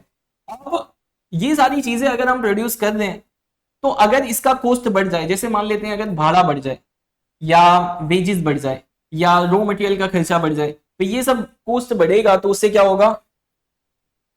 कॉस्ट बढ़ेगा तो उससे क्या होगा? फिर प्राइस भी बढ़ानी पड़ेगी हमें। तो कॉस्ट बढ़ेगा, कॉस्ट ऑफ प्रोडक्शन बढ़ेगा तो प्राइस बढ़ेगी, और इसी को बोला जाता है इन्फ्लेशन। और ये इन्फ्लेशन किसकी वजह से आ रहा है? कॉस्ट बढ़ने की वजह से। किसकी वजह से आ रहा है? कॉस्ट ऑफ प्रोडक्शन इंक्रीज होने की वजह से। इसीलिए इसको बोला जाता है कॉस्ट पुश इन्फ्लेशन। क्या कहा जाता है इसे? Cost push inflation. Demand increase होने की वजह से जो इन्फ्लेशन आता था उसे क्या कहा जाता है? Demand pull inflation. और कॉस्ट बढ़ने की वजह से जो इन्फ्लेशन आता है उसे कहा जाता है कॉस्ट पुश इन्फ्लेशन, ठीक है। उसके बाद अदर रीजन आते हैं। अदर रीजन में 3 रीजन आएंगे, वो देखते हैं हम कौन कौन से हैं। इसमें भी 3 रीजन आते हैं, डिमांड बढ़ने के 3 रीजन, वो देख लेते हैं हम कौन कौन से हैं। तो डिमांड क्यों इंक्रीज होती है? डिमांड इंक्रीज होने से इन्फ्लेशन कैसे आता है वो तो देख लिया हमने, लेकिन ये डिमांड बढ़ती क्यों है? डिमांड क्यों बढ़ती है? उसमें सबसे पहला रीजन है increase in supply of money. Money की सप्लाई बढ़ जाए तो उससे डिमांड इंक्रीज हो जाएगी। दूसरा रीजन आता है increase in public expenditure. Public यानी गवर्नमेंट जो एक्सपेंस करती है वो बढ़ जाए तो उससे भी डिमांड बढ़ जाएगी। और तीसरा रीजन है ओवर पॉपुलेशन। अब ये तीनों का क्या मीनिंग है वो हम आगे देखेंगे। Increase in cost of production में खाली एक ही पॉइंट आता है। अदर रीजन के अंदर 3 पॉइंट है। एक टैक्सेशन पॉलिसी, दूसरा increase in price of import goods, और तीसरा आता है स्कैरसिटी। चलिए अब इसको एक एक पॉइंट को हम डिटेल में देखते हैं। सबसे पहले स्टार्ट करते हैं इंक्रीज इन डिमांड से। अभी हमने देख लिया कि डिमांड इंक्रीज होने से क्या होता है? सप्लाई कम हो जाती है। डिमांड इंक्रीज होने से, डिमांड अगर इंक्रीज होगा तो उससे क्या होगा? इन्फ्लेशन कैसे आएगा? डिमांड इंक्रीज होगा तो उससे सप्लाई, गुड्स की सप्लाई जो है वो कम हो जाएगी।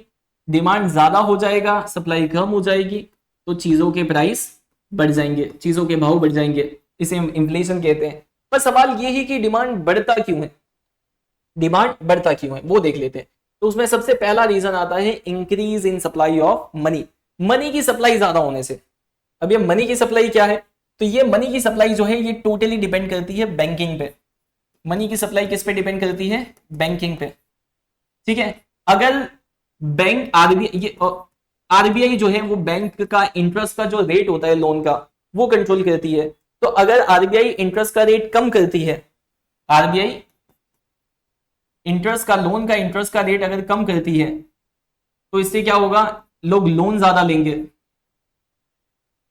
लोन ज्यादा लेंगे तो फिर इससे मनी की सप्लाई बढ़ेगी, लोगों के पास पैसे ज्यादा आएंगे, जिससे वो क्या करेंगे? लोगों के पास पैसे ज्यादा आएंगे तो वो इन्वेस्टमेंट करेंगे, जिससे उनकी इनकम बढ़ेगी, और इनकम बढ़ेगी तो वो डिमांड ज्यादा करेंगे। इनकम बढ़ेगी तो पैसे ज्यादा आएंगे, पैसे ज्यादा आएंगे तो डिमांड ज्यादा करेंगे, डिमांड ज्यादा करेंगे तो सप्लाई कम हो जाएगी। वही दिया है यहाँ पे।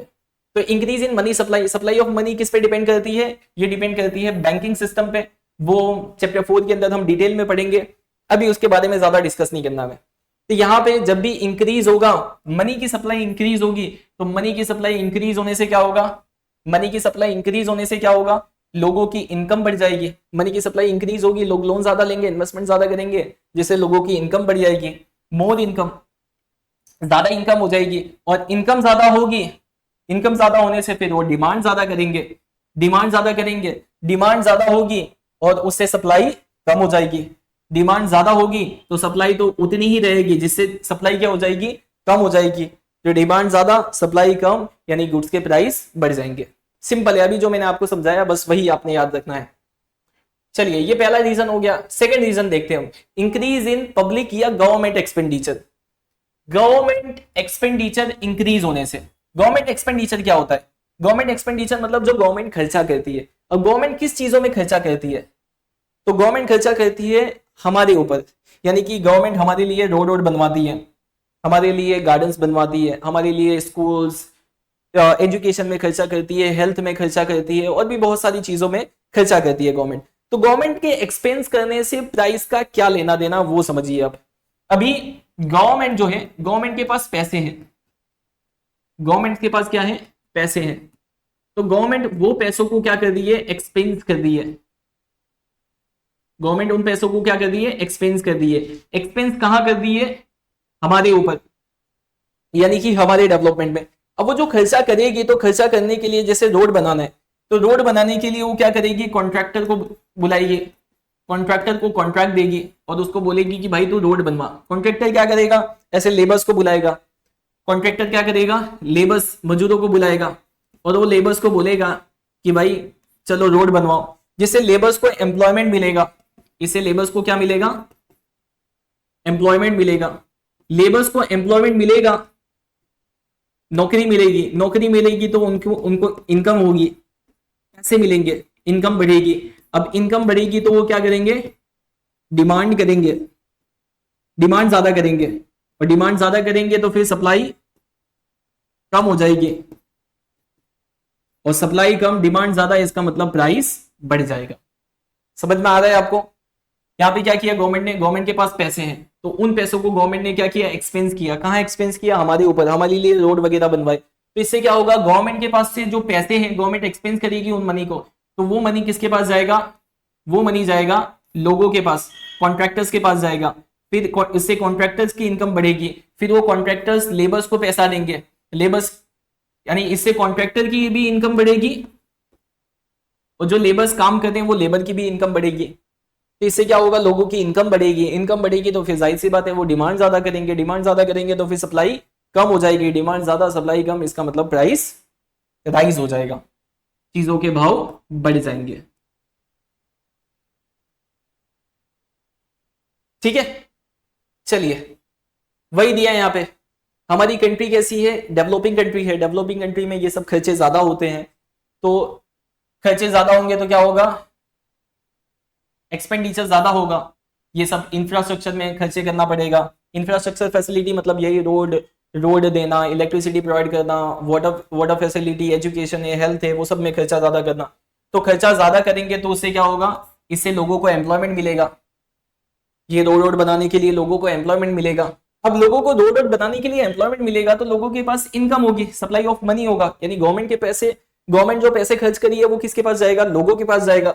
इससे लोगों के पास मनी की सप्लाई ज्यादा होगी, मनी की सप्लाई ज्यादा होगी जिससे लोगों की इनकम बढ़ेगी, इनकम बढ़ जाएगी तो फिर वो डिमांड ज्यादा करेंगे, डिमांड ज्यादा करेंगे तो सप्लाई कम हो जाएगा, डिमांड ज्यादा सप्लाई कम, इसका मतलब प्राइस राइज हो जाएगा। आई होप आपको ये समझ में आया होगा। अब हमारा इंक्रीज इन डिमांड में लास्ट है ओवर पॉपुलेशन। ओवर पॉपुलेशन मतलब पॉपुलेशन का बहुत ज्यादा होना, पॉपुलेशन का बहुत ज्यादा होना।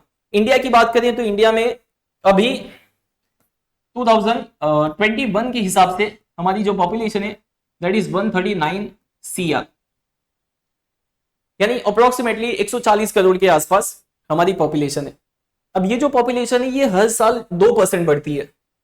इसका जो पॉपुलेशन ग्रोथ रेट है हमारा PGR वो है 2% PA, यानी पर एनम, यानी हर साल ये पॉपुलेशन कितना परसेंट बढ़ रही है, 2%। हर साल 2% मतलब हर साल 2.5 करोड़ लोग आ रहे हैं। अब ये पॉपुलेशन बढ़ने से इंफ्लेशन का क्या लेना देना वो समझिए आप।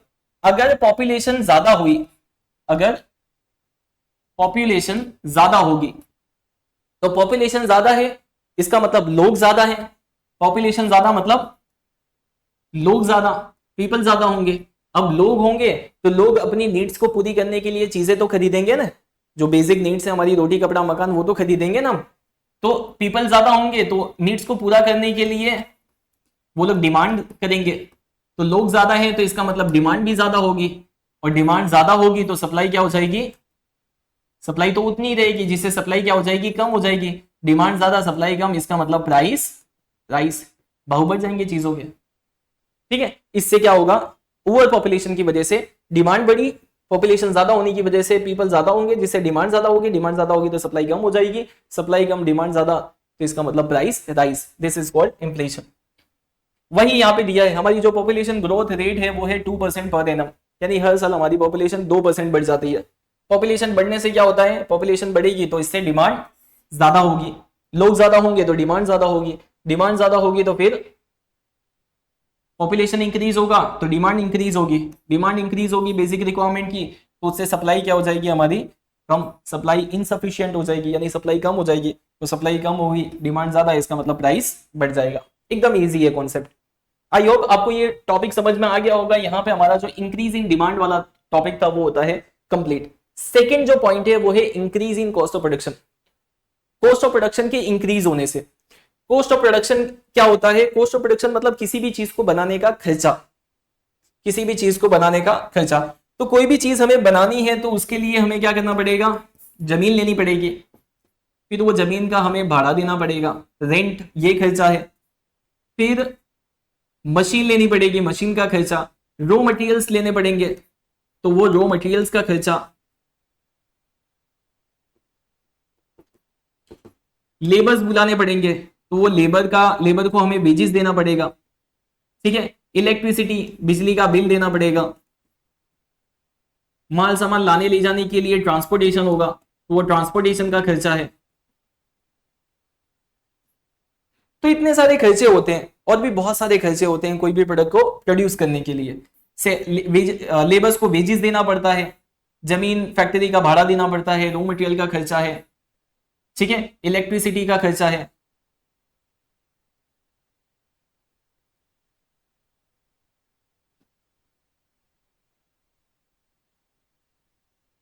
इलेक्ट्रिसिटी का खर्चा है, ट्रांसपोर्टेशन का खर्चा है, तो ये सारे खर्चे हैं। इसे, ये सब खर्चों को बोला जाता है कॉस्ट ऑफ प्रोडक्शन। ये सब खर्चों को क्या बोला जाता है, कॉस्ट ऑफ प्रोडक्शन। अब ये जो बनाने का खर्चा आ रहा है, कॉस्ट आ रहा है, अगर ये कॉस्ट बढ़ गया, कॉस्ट बढ़ गया मतलब जैसे मान लेते हैं हम जमीन का भाड़ा बढ़ गया है, जो फैक्ट्री था उसका भाड़ा बढ़ गया है, या तो लेबर्स की सैलरी हमने बढ़ा दी है, वेजेस बढ़ा दिया है, या तो रॉ मटेरियल का खर्चा बढ़ गया है, या इलेक्ट्रिसिटी का खर्चा बढ़ गया है, या पेट्रोल डीजल जो है ट्रांसपोर्टेशन में जो लगता है वो पेट्रोल डीजल के प्राइसेस बढ़ गए। तो इसमें से अगर कोई भी चीज इंक्रीज होती है तो उससे हमारा कॉस्ट ऑफ प्रोडक्शन बढ़ जाएगा, और कॉस्ट ऑफ प्रोडक्शन बढ़ेगा तो हमें प्राइस भी बढ़ानी पड़ेगी। फॉर एग्जांपल जैसे हम लेते हैं, जैसे कि एक पेन है, अब ये पेन को बनाने का जो कॉस्ट है वो आता है 3 रुपए, 3 रुपए कॉस्ट है इसको बनाने का।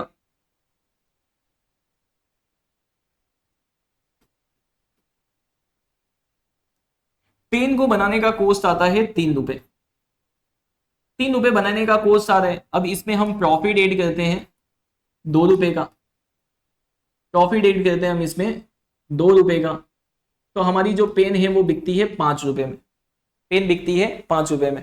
अगर मान लेते हैं कि ये जो इसका कॉस्ट है बनाने का खर्चा जो है वो बढ़ जाता है, जैसे कि वेजेस बढ़ गया, या तो रॉ मटेरियल का खर्चा, रॉ मटेरियल का मान लेते हैं रॉ मटेरियल का खर्चा बढ़ गया, जिससे ये जो पेन पहले 3 रुपए में बनती थी, अब इसको बनाने का जो कॉस्ट आता है वो है 5 रुपए।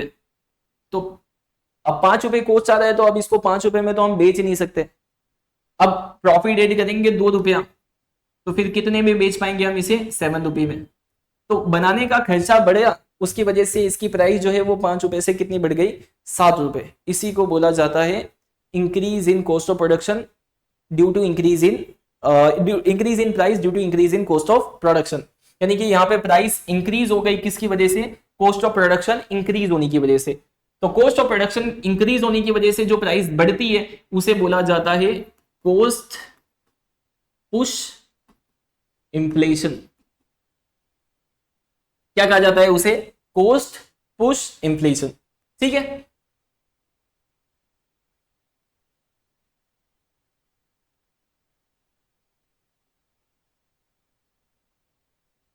देख लेते हैं हम। तो यहां पे क्या दिया है कि अगर प्रोडक्शन का जो कॉस्ट है वो इंक्रीज होता है, प्रोडक्शन का जो कॉस्ट है वो इंक्रीज होता है, तो उससे क्या होगा, गुड्स की प्राइस इंक्रीज हो जाएगी।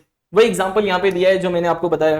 प्रोडक्शन कैसे इंक्रीज होगा, अगर रॉ मटेरियल का खर्चा बढ़ गया, या मशीन का खर्चा बढ़ गया, इलेक्ट्रिसिटी या वाटर का जो पानी का जो रेट है वो बढ़ गया, इलेक्ट्रिसिटी का रेट बढ़ गया, या वर्कर्स जो वेजेस देते हैं, हम सैलरी देते हैं, वो वेजेस बढ़ गया, या ट्रांसपोर्टेशन का खर्चा बढ़ गया, जो पेट्रोल डीजल लगता है ट्रांसपोर्टेशन में उसकी प्राइस बढ़ गई। तो ये सब अगर बढ़ता है तो इससे क्या बढ़ जाएगा, कोस्ट बढ़ जाएगा, और कोस्ट बढ़ेगा तो उससे क्या होगा, कोस्ट बढ़ने से, कोस्ट ऑफ प्रोडक्शन बढ़ने से प्राइस बढ़ जाएगा, और इसी को बोला जाता है कोस्ट पुश इन्फ्लेशन या तो फिर सप्लाई शॉक इन्फ्लेशन। आई होप आपको ये समझ में आ गया होगा। अब हमारा जो लास्ट टॉपिक है that is other reason. Other reason में हमें देखने हैं कि कौन कौन सी रीजन की वजह से चीजों के प्राइस इंफ्लेशन आता है। तो उसमें सबसे पहला आता है टैक्सेशन पॉलिसी।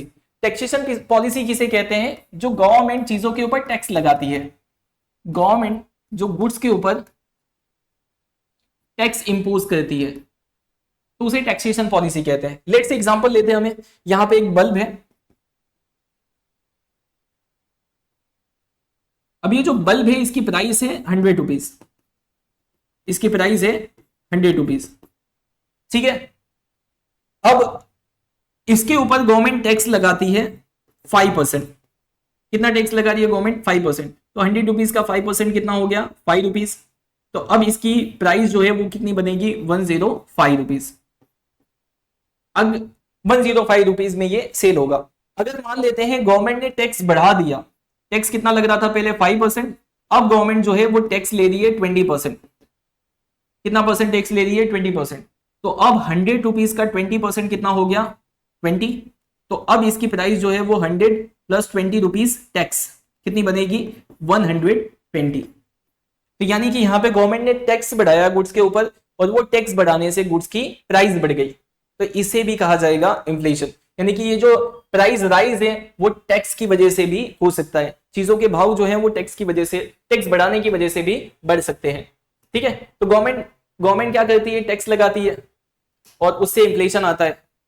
टैक्स रेट क्या करती है, उसमें टैक्स बढ़ाती है, उसमें क्या करती है, टैक्सेशन पॉलिसी में जो टैक्स रेट है वो इंक्रीज कर देती है। जैसे कि यहाँ पे हमने बताया कि 5% टैक्स रेट था, वो बढ़ा के कितना परसेंट कर दिया, 20% कर दिया। तो ये टैक्स रेट बढ़ाने से क्या होगा, टैक्स रेट बढ़ाने से जो प्रोडक्ट का जो कॉस्ट है वो बढ़ जाएगा, कॉस्ट बढ़ेगा तो उसकी प्राइस जो है वो बढ़ जाएगी, जिसे हम इन्फ्लेशन कहते हैं। इसी के अंदर अब सेकेंड पॉइंट आता है अदर रीजन में, वो है price increase in price of imports. Increase in price of import. Import किसे कहते हैं, इंपोर्ट का मतलब होता है कि जब भी हम गुड्स को बाय करें, जब भी हम गुड्स को बाय करें कोई दूसरी कंट्री से, कोई दूसरी कंट्री से अगर हम गुड्स को बाय करते हैं तो उसे बोला जाता है इंपोर्ट। जैसे कि हम बाय करते हैं पेट्रोलियम, तो पेट्रोलियम हम दूसरी कंट्री से बाय करते हैं, तो अगर दूसरी कंट्री से हम कोई गुड्स मंगा दें और उसका जो प्राइस है वो बढ़ जाए, तो यानी कि जो जहां से हम दूसरी कंट्री से, फॉर एग्जांपल अगर हम लेते हैं जैसे कि ये पेट्रोलियम है, अब पेट्रोलियम जो हम परचेज करते हैं ये आता है गल्फ कंट्रीज से, तो गल्फ कंट्रीज से पेट्रोलियम आता है। अगर वहां से ये पेट्रोल हमें मिलता है, लेट्स से एग्जांपल लेते हैं, अगर वहां से हमें ये मिलता है 50 रुपीज का, तो यहाँ पे उसको मैन्युफैक्चरिंग करके सब खर्चा वर्चा या टैक्स वैक्स मिला के यहाँ पे वो बिकता है 80 रुपीज में। अगर वहां से हमें 50 रुपीज का मिलता है तो यहाँ पे उसको प्रोडक्शन करके हम कितने रुपए में बेचते हैं, टैक्स वैक्स लगा के 80 रुपीज में। अब अगर मान लेते हैं इंटरनेशनल मार्केट में अगर ये पेट्रोलियम की जो प्राइस है वो बढ़ जाती है, इंटरनेशनल मार्केट में अगर ये पेट्रोलियम की प्राइस बढ़ जाती है 50 से, ये बढ़ के हो जाता है 60 रुपीज, ठीक है। तो इसको बनाने का जो टैक्स वैक्स लगा के जो खर्चा होता था हमारा कितना होता था, ये होता था 30 रुपीज। तो अब 60 प्लस 30 कितना हो जाएगा, अब हो जाएगा 90 रुपीज।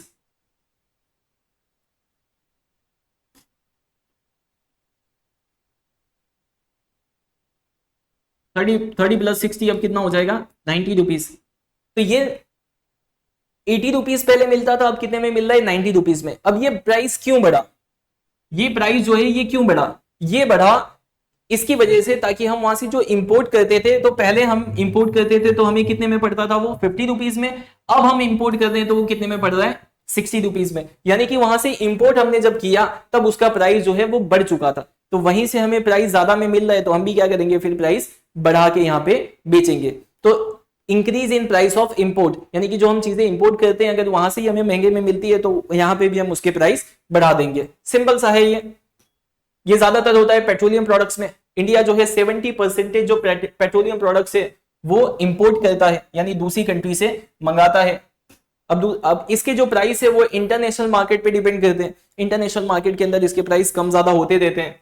तो उसकी वजह से अगर वहां से हमें वो महंगा मिलता है, अगर वहां पे इंटरनेशनल मार्केट में इसका जो पेट्रोल या डीजल है उसका प्राइस, उसका रेट अगर इंक्रीज हो जाता है तो फिर यहां पे भी हमें उसका प्राइस क्या करना पड़ेगा, इंक्रीज करना पड़ेगा। अगर वहीं से हमें महंगा मिलता है तो यहां पे भी हमें महंगे में बेचना पड़ेगा, तो इससे इन्फ्लेशन होगा। ठीक है, आई होप आपको समझ में आया होगा। अब द लास्ट टॉपिक है हमारा जिसके अंदर हमें पढ़ना है, अदर रीजन के अंदर आता है स्कैरसिटी। स्कैरसिटी का मतलब होता है किसी भी चीज की कमी होना।